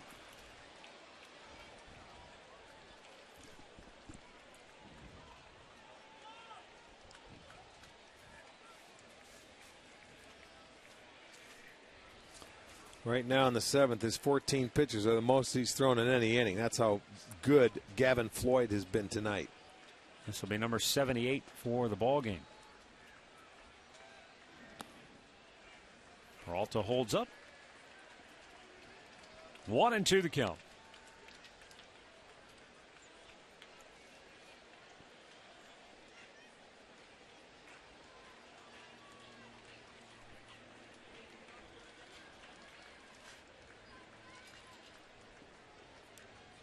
Choo, who has 12 steals at first. And on the 1-2 pitch, Peralta lines it into left field just beyond the reach of Alexi Ramirez. Choo stops at second. Now the tying run is at first with 2 down. And Travis Hafner will be the batter, 0 for 2 tonight. But certainly, this is a great opportunity for the Indians. With one swing of the bat, they could take the lead. Now this one just out of the reach. He left a curveball up, and Johnny was able to get enough of it and just get it over the head of Ramirez. Look at him. He's looking at his glove saying, how come you didn't come down with that? I mean, he didn't miss it by much. Peralta gets enough, keeps the inning going, and it'll give Hafner a chance now. Although left-handed batters, just 1 for 12 tonight, and that was the base hit Chu got back in the second. Pitch number 80 of the ball game for Gavin Floyd right here.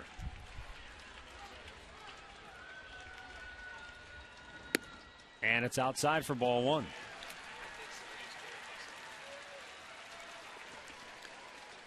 It's literally been a walk in the park for Gavin Floyd up to this point in the ball game. Now he's in a bit of a tight spot. Well, he had Johnny down 0-2. He ended up hanging him one. You know, you're getting late in the game. And sometimes all it takes is one mistake. Swung on and missed. Hafner had a big rip. And a count 1-1.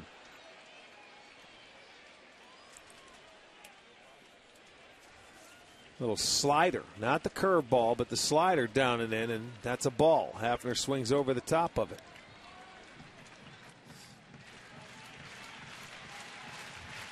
Floyd has shut out the Indians on 4 hits to this point in the ballgame. Here's 1-1 to Hafner. Outside, 2 balls and a strike.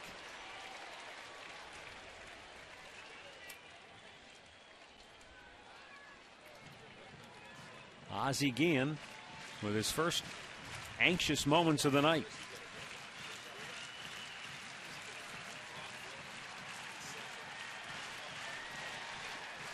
Peralta the tying run at first base. And the 2-1 to Prunk. Swung on and missed.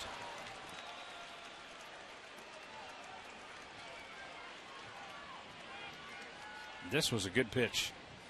Changeup. Good location. You could see coming off the 3 fingers. And Hafner thinking it was a fastball. He had good arm speed with it, but it was 85. It was a changeup.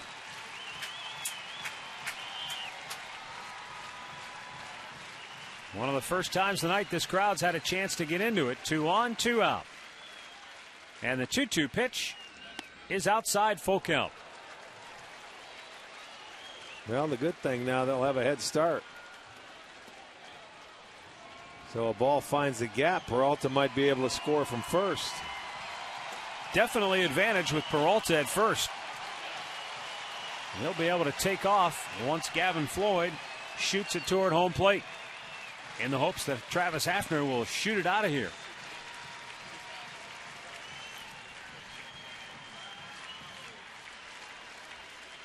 Runners go. 3-2 pitch. Ball 4. They're loaded. 2 walks in the inning. And with 2 outs, Ryan Garko 0 for 2 will be the batter as Don Cooper, the pitching coach, will pay his first visit to the mound. Well, he didn't want to make a mistake. He's been so good tonight on that 3-2 pitch. It looked like he wanted to throw the slider down and in, but I'm not so sure. He didn't want to leave it up to where Hafner could take one swing and put him down. So he figured, I've got to make a perfect pitch. He didn't do it. Now he's got to come back and get Garko. Ryan Garko will have a chance now to tie this game up. The tying run at second base. Absolutely. A chance to get right back into it, if not take the lead. Ryan Garko on the year is 3 for 6 in bases loaded situations.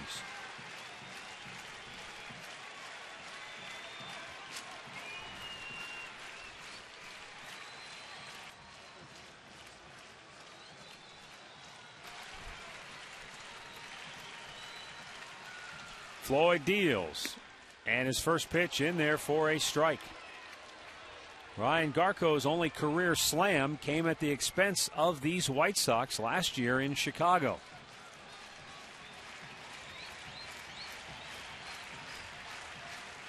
Bases loaded, 2 down, bottom of the 7th. Drive down a pair. And a little squibber up the first baseline, and it's a foul ball. Floyd wanted to grab it in fair territory because he knew he had Garko dead to rights, but by the time he grabbed it, Home plate umpire Scott Berry signaled foul ball. It's his call before it gets to first base, and Floyd thought he had it. Floyd thought he had it in fair territory. That's why he picked it up. Konerko is trying to say he's going to come now and try and get some help. But you watch Wedge come out now. If they change that call, Phil Cuzzy at first. To me, it was awfully close. It could have been a fair ball because I think that's why he picked it up. He realized Garko was in front of him. He had time to get it and still throw to first base. He's perched on the front top step ready to come out if they change it. His head may come off his shoulders if they overturn this.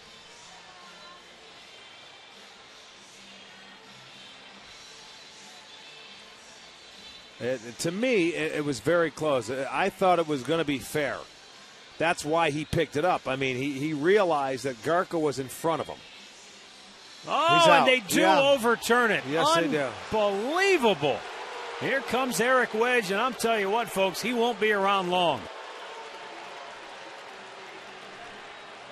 Tom Hallion, the crew chief, is trying to intercede, but Eric Wedge is going to give him a faceful. He'll be gone. He'll be out of here. Eric Wedge is saying if it's his call, how can he be overruled once he already made the call? And there he goes. He's been ejected, and I knew that was coming. But seriously, Rick, once you make a call, he made the decisive call.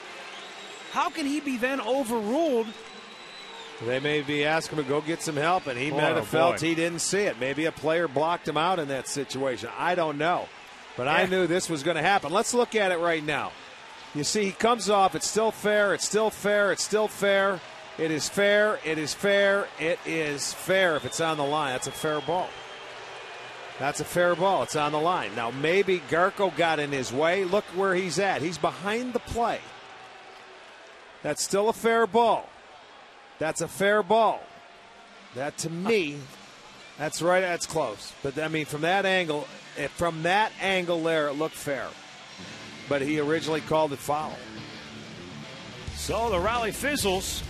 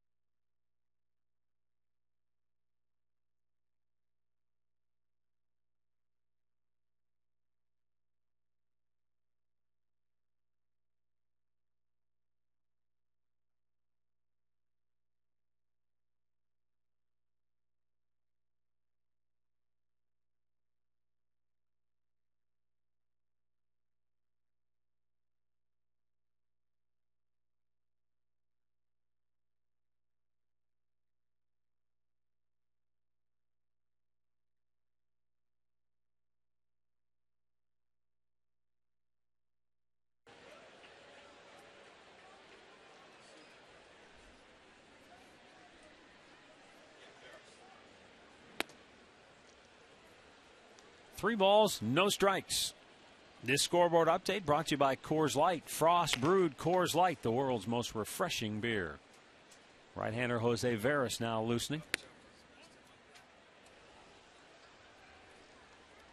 Must have called one of those pitches a strike. 3-1.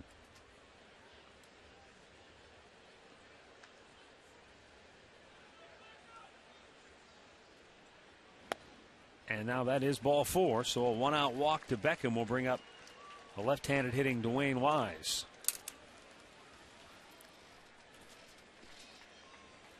Well, here's your chance to play 2 baseball games right here at Progressive Field. You'll get 2 uniforms. You'll be able to hang out and interact with Indians greats Bob Feller, Lenny Parker, Joe Charbonneau. All takes place Saturday, July 11th. Space is limited, so call today 216-420-HITS or visit Indians.com and select fans for more information.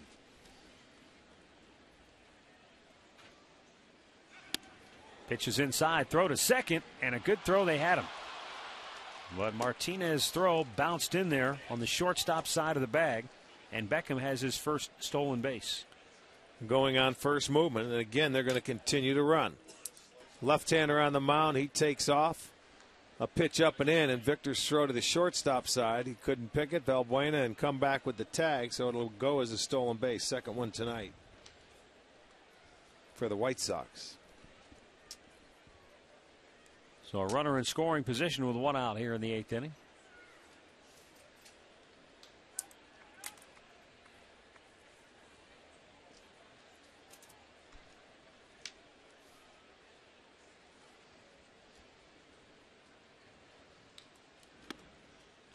At the belt, a called strike evens it up 1-1.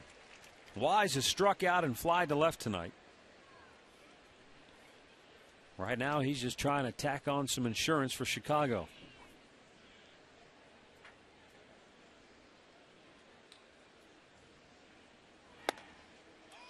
Good fastball strike. 1-2. I'll tell you, in Tony Sipp's last appearance, he was throwing the ball very hard. He got it up to about 94.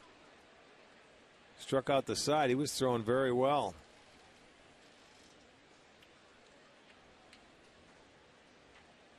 The 1-2 to Wise. Rolls it over to second. Big bounce for Carroll. 2 down. Over to third goes Beckham. And we'll go back to the STO studios for a Ford Sports Update with Al. All right, guys, let's go to Kansas City, where the Royals had a runner on first base here against the Minnesota Twins in the bottom of the second inning. There's a base hit to right. Now watch Michael Kadire with his throw as Olivo heads into third. Where is it going? Nobody knows. Not even Kadire knows. Royals get a run. They're up 1-0. Back to you. Almost looked like maybe Overthrew second base. either that or he stopped halfway in the middle of his throwing motion. Tried to change his mind. It was too late.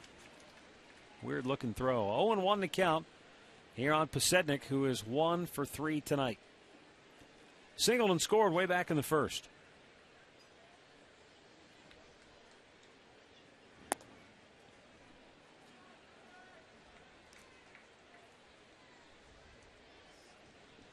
Big sigh of relief for Pasednik. First time he's not in an 0-2 hole tonight.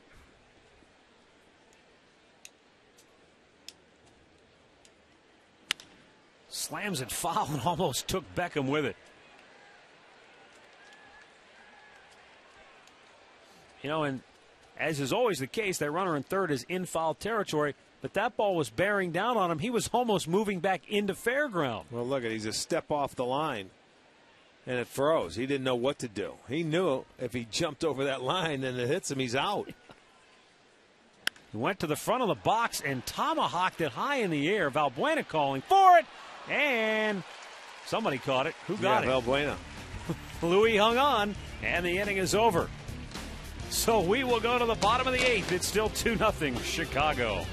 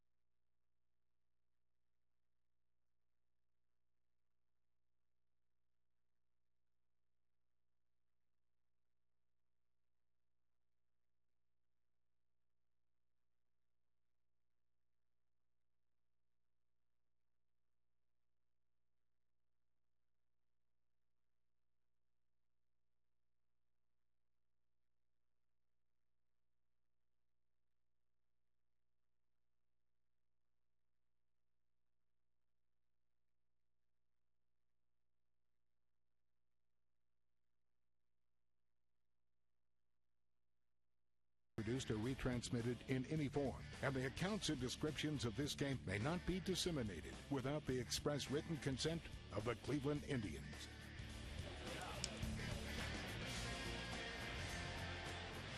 All right, we go down to the bottom of the 8th here at Progressive Field. Gavin Floyd back out there, delivers a first pitch strike to Louis Valbuena, who is 0 for 2 tonight.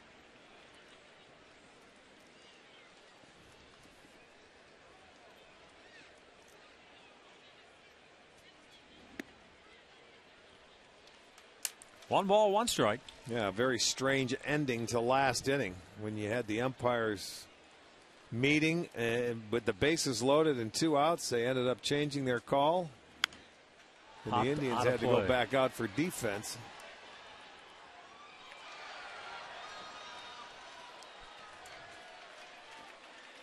Matt Thornton, left-hander, warming for Chicago. Well, that's Sizemore territory, is what that tells you. The 1-2. And he's out looking. 5 strikeouts on the night for Gavin Floyd. 1 down here in the 8th.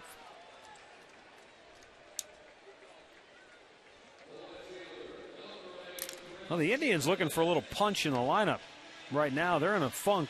They have not had an extra base hit in their last 17 innings.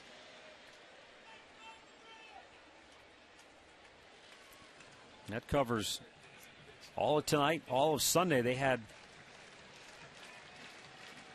Did they only have 1 all of Saturday? It was a double by Hafner in the bottom of the 8th on Saturday. There's a liner to center, and Chris Jimenez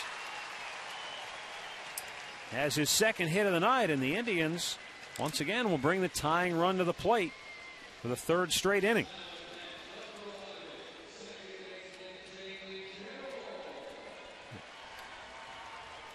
Well, there you go. He's going to throw him a fastball to try and get ahead of him. He left it upstairs. So Jimenez ready for that first pitch, hits it in the center field, gets his second hit. The Indians' 5th. They're all singles. And this could be Floyd's last hitter of the ball game. With Sizemore waiting on deck, one would assume that, as Carroll spins out of the way. Jamie 1 for 3, singled in the 4th inning. You know, we told you how well Floyd was pitching in the month of June. He had 2 no decisions on June 11th against Detroit and the 18th against the Cubs. He pitched 8 innings and 7 innings, came out of those games with leads, a 5-1 and a 3-1 lead, and the bullpen gave him both up, or he could be 4-0 in the month of June.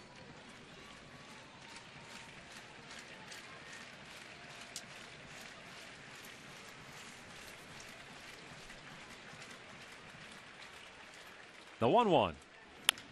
Bouncer to third. Beckham with a nice pick goes to second and gets the lead runner 2 down. Boy, for a team that came in with very shoddy defensive numbers, they've been sparkling so far here this evening. Well, this kid didn't waste any time. He broke in, and he's not a third baseman, so he's still learning this position. But did you see he didn't lay back? He charged the ball. He was very aggressive going after it. He ends up getting the lead runner. And out comes Ozzie Guillen to get his pitcher, because he's got the left-hander Thornton throwing. This guy did a great job tonight, didn't he? Gavin Floyd goes 7 2/3 innings tonight.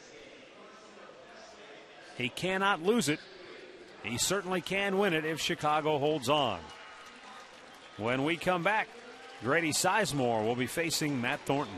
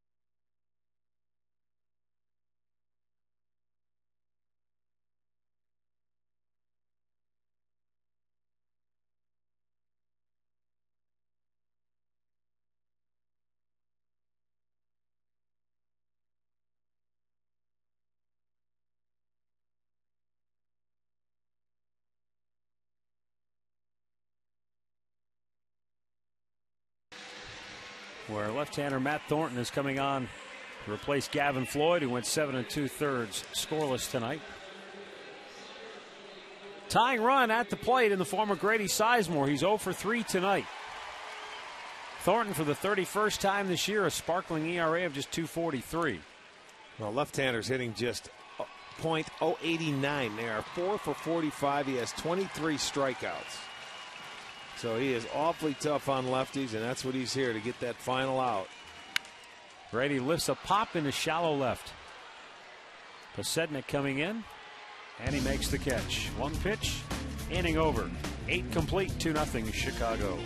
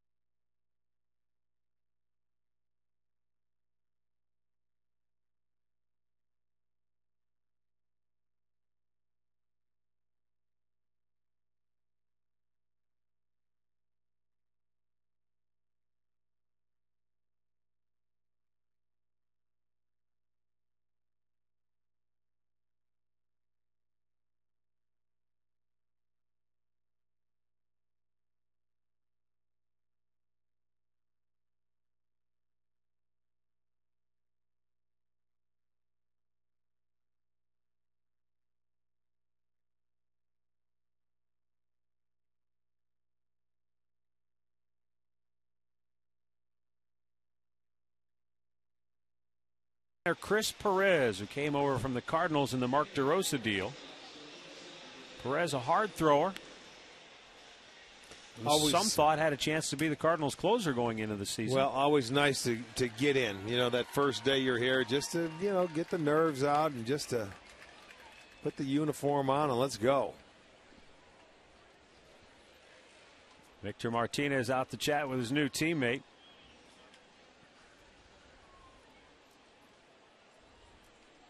Tony La Russa said he was sorry to see Perez go. He feels like he has a chance to be a good back end of the bullpen pitcher. I think he used the word closer someday.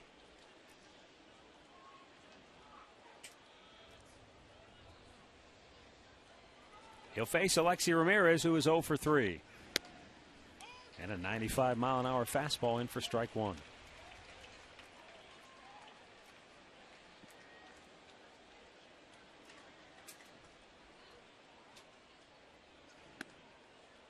Off-speed pitch missed up and in. 1-1. Ramirez 3 ground ball outs on the night. 2 to short, 1 to third. Oh my! Got him in the helmet and he went down in a hurry. Boy, another breaking ball. He was really trying to throw very, very hard. You know, I'm sure he's out there trying to impress everybody. This one just got away from him.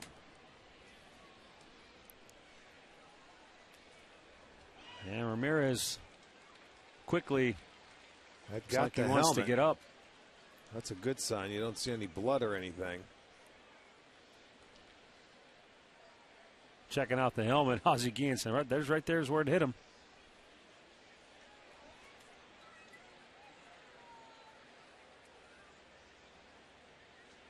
And he appears to be okay. Yeah, that's a good sign. Herm Schneider just sitting out there, just double checking, making sure he's all right. That's a good sign. Very good. It looks like he's going to stay in the game. No, I don't think so. No, he's not. Nix is going to come in. So we'll get the pinch runner, Jason Nix, to come on for Ramirez. Boy, this one, watch how he really cuts under this breaking ball. And that one, he tried to get it, could not get out of the way, but thank God he had the ear flap on.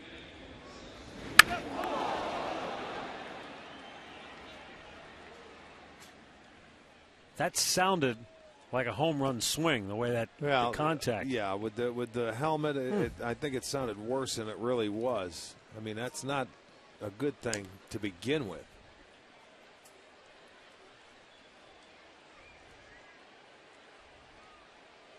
Oh, here's Jermaine Dye.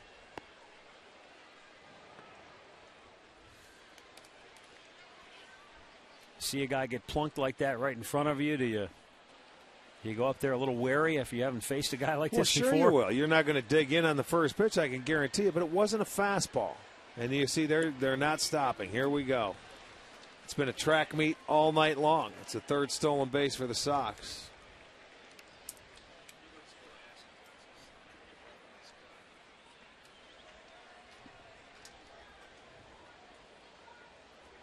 I mean, you can't even make a throw there.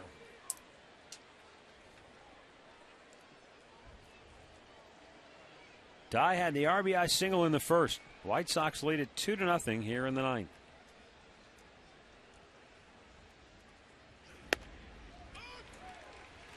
Perez gets ahead, or evens the count rather, with a fastball strike, 1-1.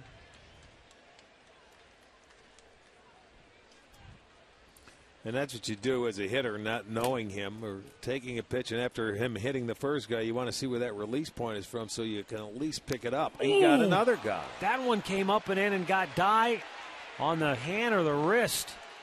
An inauspicious debut for Chris Perez, to say the least. He has plunked the first two batters he has faced.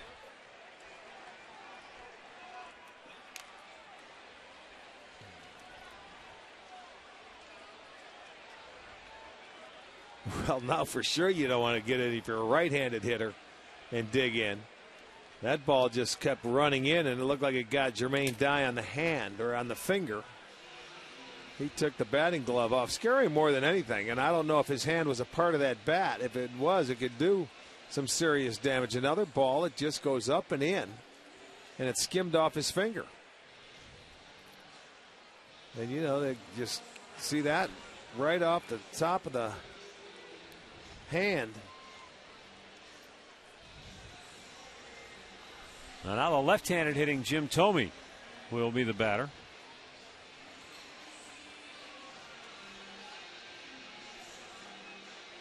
Well, while we have a moment, let's check out the results of tonight's Alltel text poll question of the game. I was thinking Steve Farr.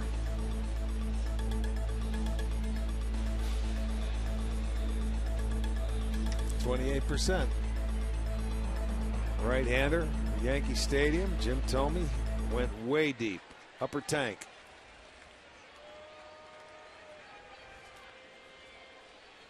Two on, nobody out.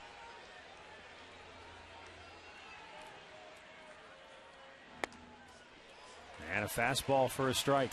Let's flash it back. Look how skinny. Look at that. Into the upper tank. And just if you really want to be a trivia buff, he was using Joel Skinner's bat. Somehow I don't think he's using Skin's model right now. No, no, not 550 later.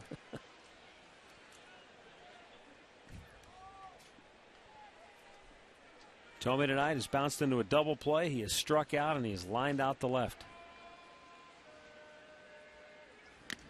Foul tipped it, 1-2.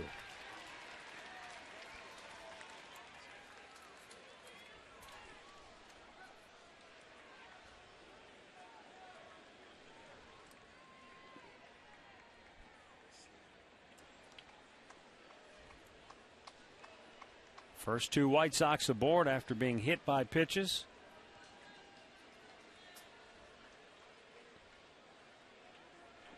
And the 1-2 from Perez. Back out of play.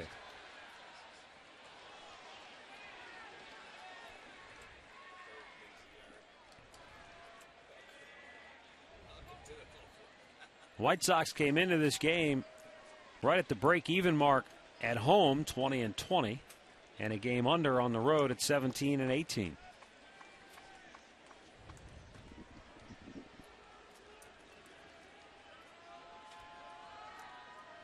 Here's the 1-2. Just missed outside, and the count evens up.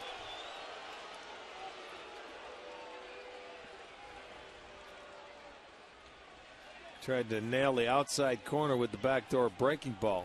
That definitely is outside.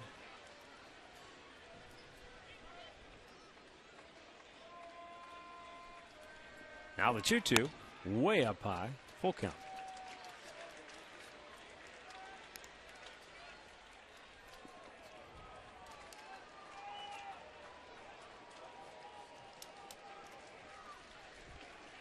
Jason Nix, the pinch runner at second base. Jermaine Dye down at first. And Tomey fouls it back out of play.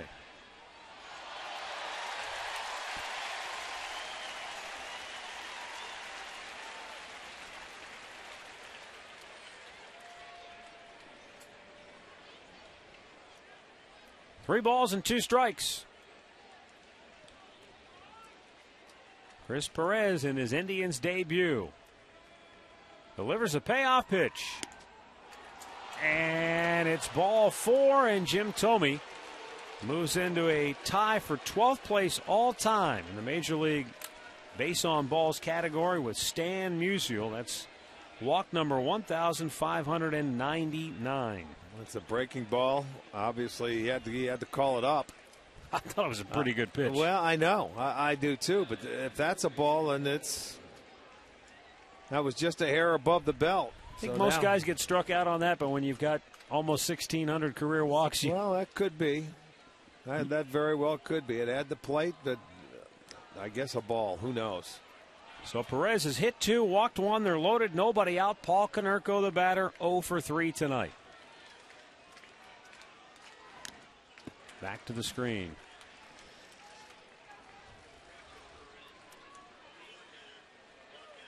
Activity once again in the Indians bullpen. And it's Veras once again loosening.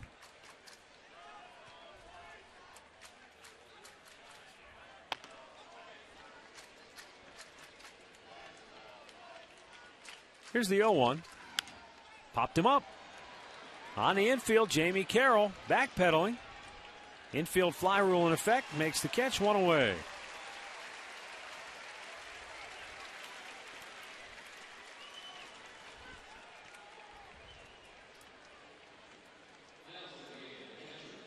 That'll bring up A.J. Pierzynski, who is 0 for 3 tonight.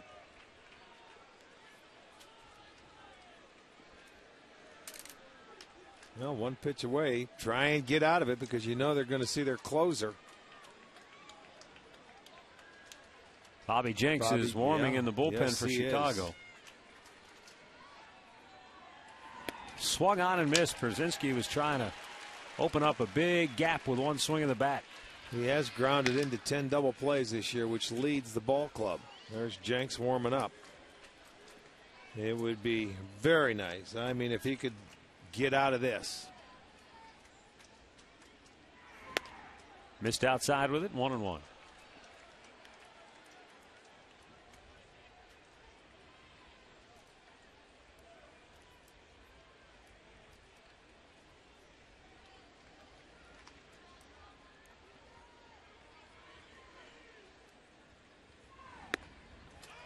Called a strike, and the count 1-2.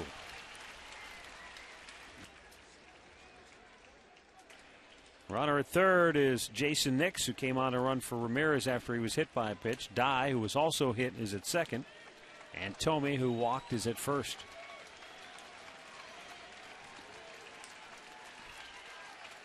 And now the 1-2 pitch to Pierzynski. Oh, man, he almost took out Jeff Cox, the third base coach. Oh, man. It's been a dangerous inning on there on the field. Well, you smile about it now, but that came awfully close. Right now he's saying, good thing I've got this helmet on. Yeah, I want one with 2 flaps.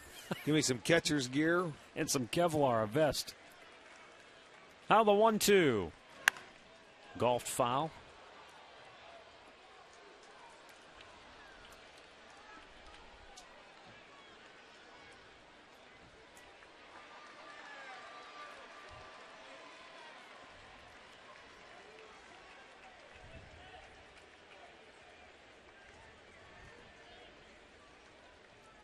Base is full of White Sox with 1 out here in the 9th. They lead it 2-0.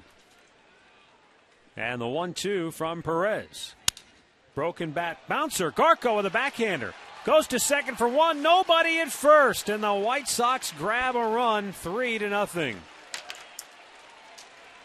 Boy, I tell you what, Garco did a terrific job to knock it down. Made a good throw to second. But Perez didn't get off the mound to go over to first and cover. And the White Sox make it a 3-0 lead. Well, anytime that ball is on the right side as a pitcher, you got to get over. He's caught standing still, flat-footed. And it's too late now, and you had the right guy at the plate, Przinsky. If you get over there, you might have had a chance. But he didn't get to the bag. It cost him a run. It's now 3-0. And now Chris Getz takes a strike. Getz doubled and scored his first time up.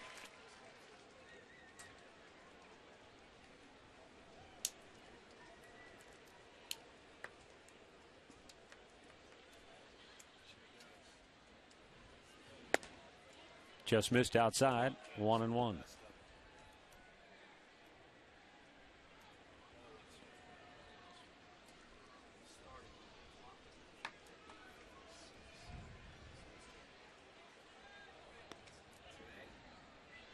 Brzezinski not straying far from the bag, drew a throw.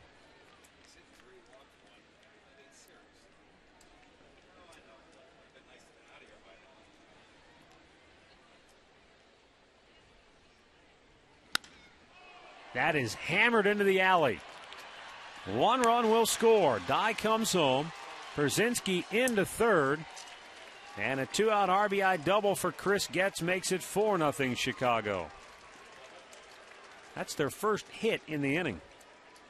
And yet they've already plated a pair. Yeah, the 2 runners that come around, that were hit, come around to score. And there's one up in the zone. High fastball that, tell you what, Chris Getz got on top of that ball at 95. Got into the gap. He gets a double, his second double of the night. They've got 2 in and make it, and they double their lead. It's 4-0.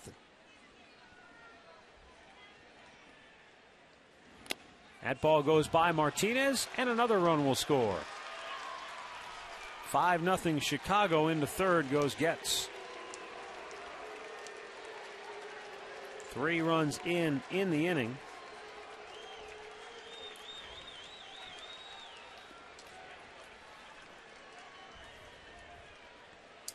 So Chris Perez, it's been a nightmare debut for him. He's hit 2.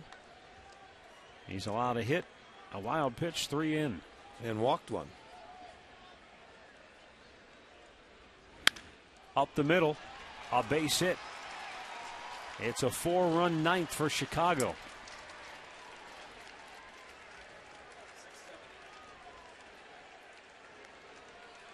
And that's going to be it. We'll get a pitching change here, as the White Sox have blown it open with a 6-0 lead. 4 runs here in the 9th. Chris Perez coming out. Jose Veras coming in when we come back.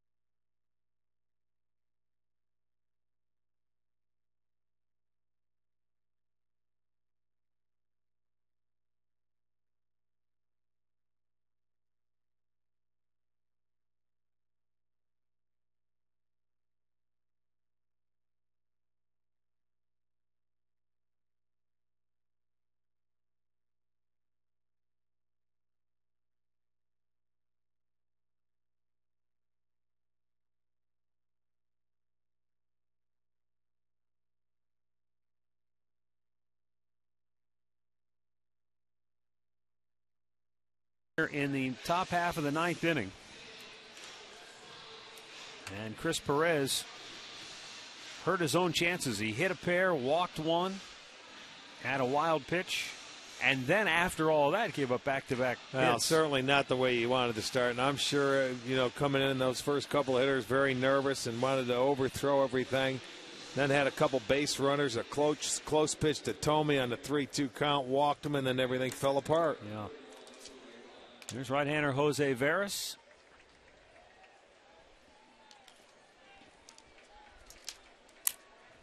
The 8th batter of the inning will be Dwayne Wise.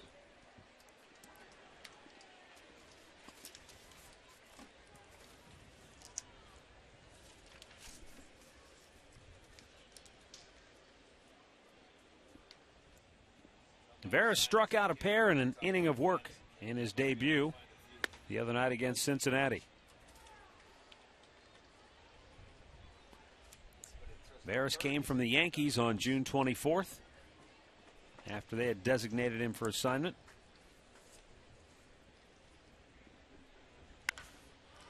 Foul down the right side.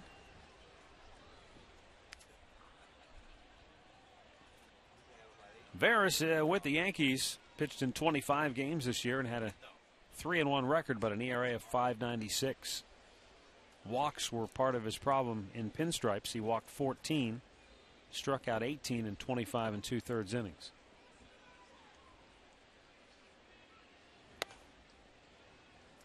Missed outside, 2 balls and a strike to count.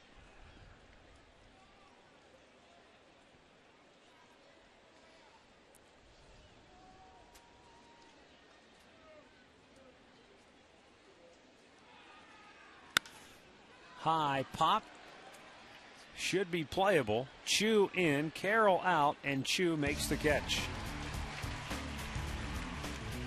It was a 37-minute top half of the 9th inning.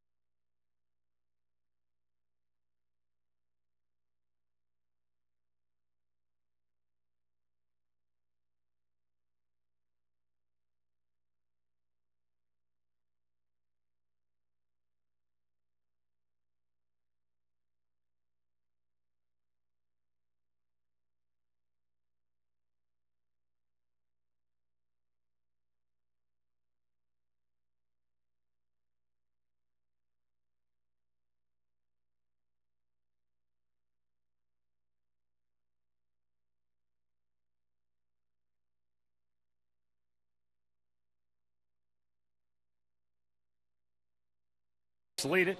Let's get a look at our Northern Ohio Buick Pontiac GMC performance of the game. Gavin Floyd, 7 2/3 shutout baseball, and his ERA in June down to 1.28. He was dynamite this evening. Yes, he was. And now Matt Thornton will try to finish it off. He got the last batter to get out of the 8th inning. He got Grady Sizemore to pop up the shallow left when he was the tying run at the plate. Well, that's exactly what the Sox are trying to do, go for their second straight shutout. They won 6-0 yesterday as Jason Nix stays in the game at short. Wise goes from center to right, and then Anderson goes into center field. Victor Martinez 0 for 3 tonight.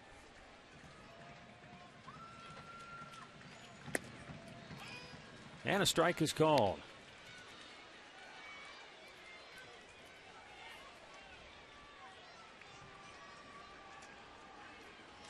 This is the 100th pitch of the night for the White Sox, and it's outside, 2-2.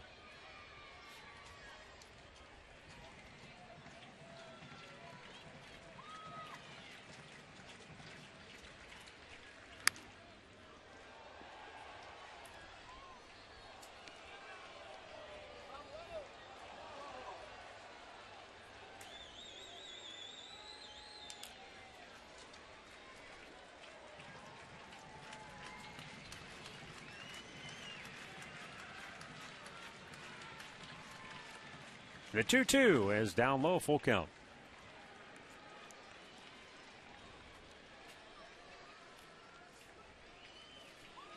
Martinez will be followed by Shin-Soo Choo and then Johnny Peralta here in the bottom of the ninth.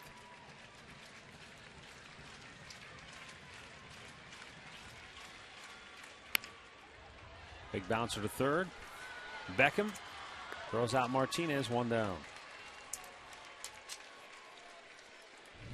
Carl Pavano started tonight for the Indians, and he got back to the old Carl Pavano that we saw earlier in the year. He sure did. He really did pitch a good game. They got him early. A stolen base paid off. But this is going to be our McDonald's. I'm loving it. Carl got back on track, pitched a good game. Definitely held him in. Good enough to win, but no run support tonight. So let's hope he stays right there. Shin-Soo Choo steps in and takes a strike.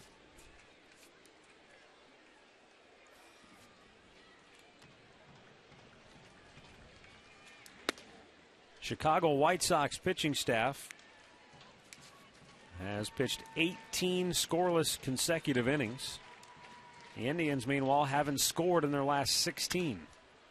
That's a bad combination. Yeah, it sure is. One team's pitching well, and they're second in the league in pitching. We'll break it all down for you after the ball game on the Conrad's post-game show. Get you ready for Game 2 tomorrow night here at Progressive Field. Choo with a drive deep to right field, and she is gone. So that snaps a couple of streaks. 3 in all. The White Sox staff scoreless streak ends at 18. The Indians' inability to score streak ends after 16 innings. And the Indians' streak of 18 innings without an extra base hit all come to an end with one out here in the ninth on Shin-Soo Choo's 10th home run of the year. Well, Choo puts a very good swing on a breaking ball that hung middle in. Thought it was going to be the fastball, but no siree. Choo puts a good swing. That's going to be our Pepsi home run replay. And now a base hit dumped down the right field line by Johnny Peralta. He's digging for 2. Here's the throw, and Peralta in safely with a double.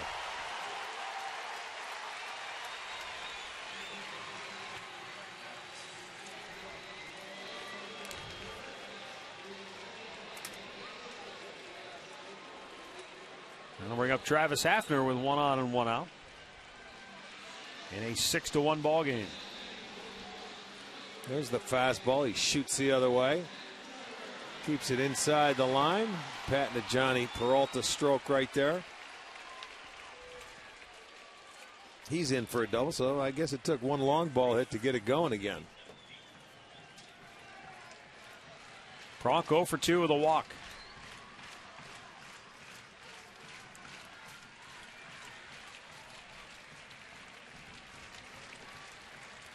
That was only the 5th hit given up by Thornton to a left-hander this year. That's how good he has been. He got Grady, so he was 4 for 46, and then that one was the 5th hit, 5 for 47.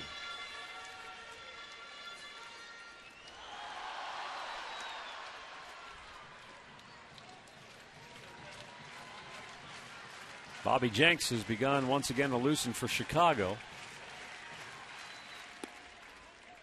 Ozagian figuring with a 6-run lead he wouldn't have to use his closer. Well, he was up and ready to go. You know, he was going to be in the ball game until that long inning, and they scored 4, and it's not a save. So you figure, okay, I'll sit him down. My man's hot. It's Dotel up instead of Jenks.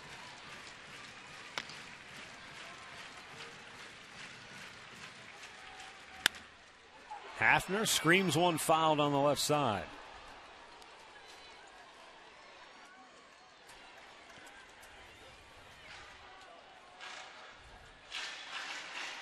Hafner 0 for 2 tonight, trying to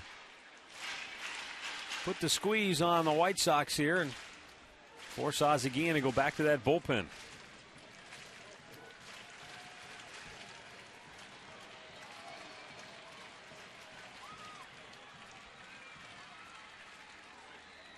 And it's in the dirt. Down to third goes Johnny. 2-2 the count on the Hafner.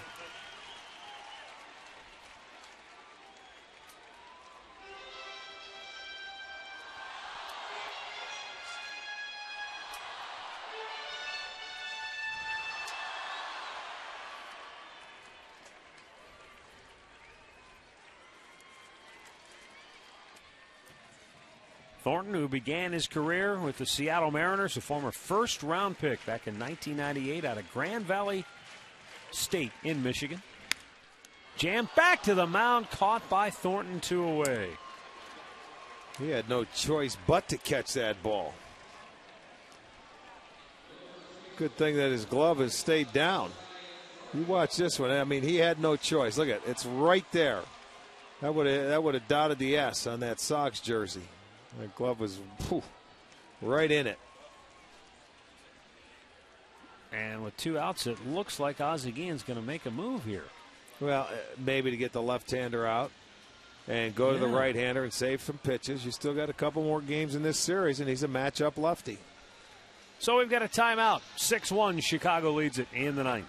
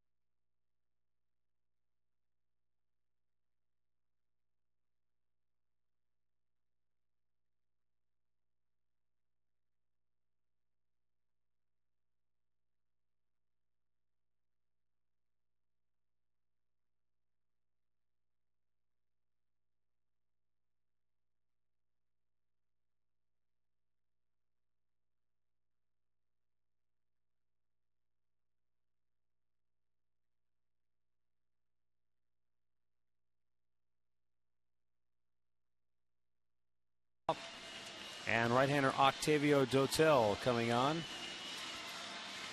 for Chicago. Dotel appearing for the 35th time this year. His record 1-2 and ERA under 3. As I mentioned, the relievers or the bullpen for this White Sox team rated 4th in the league. Their ERA coming in was 3.80.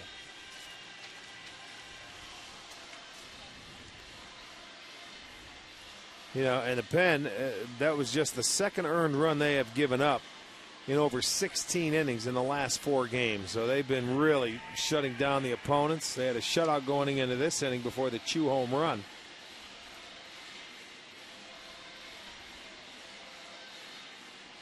So the Indians are down to their final out in this ball game, and Ryan Garko will be the hitter.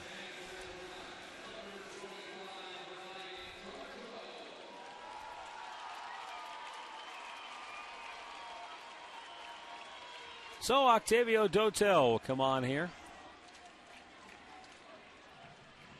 and try to finish it off for Chicago. Meanwhile, Ryan Garko will try to extend the game for the Indians.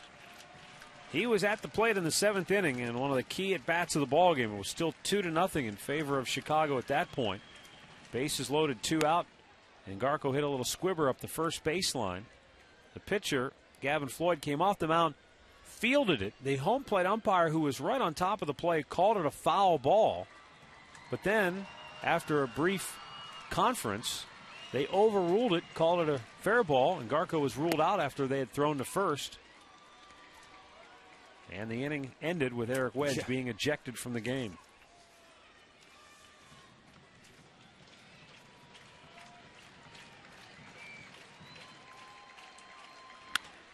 There's a drive deep to right field. Wise back. He's out of room. It's out of here. A 2-out, 2-run home run for Ryan Garko makes it a 6-3 ball game. As Dotel serves up the long ball. It is home run number 8 for Ryan Garko and give him 32 runs batted in now on the year.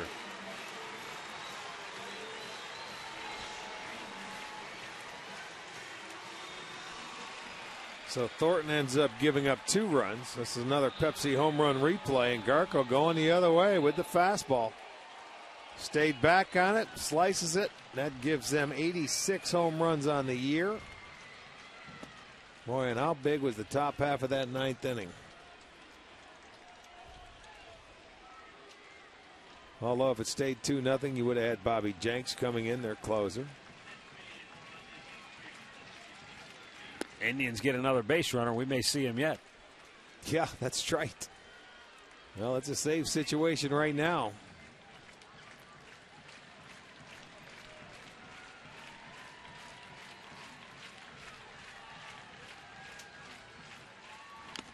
Fouled at the plate by Valbuena. You know, one more thing before this game ends and we're off the air here. Going back to that play in that 7th inning, because I was just thinking about it with Garko up at the plate.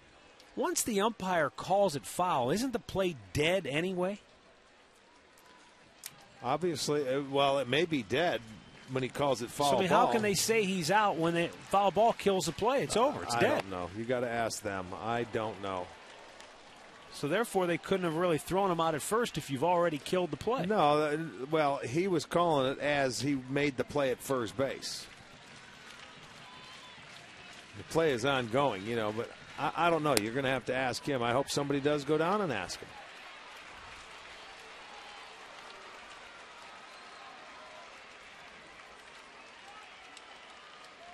Three and 2 the count on Valbuena, who is 0 for 3 tonight. Swing and a miss, and the ball game is over. So the White Sox win it by a final score tonight of 6-3. A close game became a blowout for Chicago after they scored 4 times in the 9th to take the commanding lead, and the Indians' rally falls short here in the home half of inning number 9. The win tonight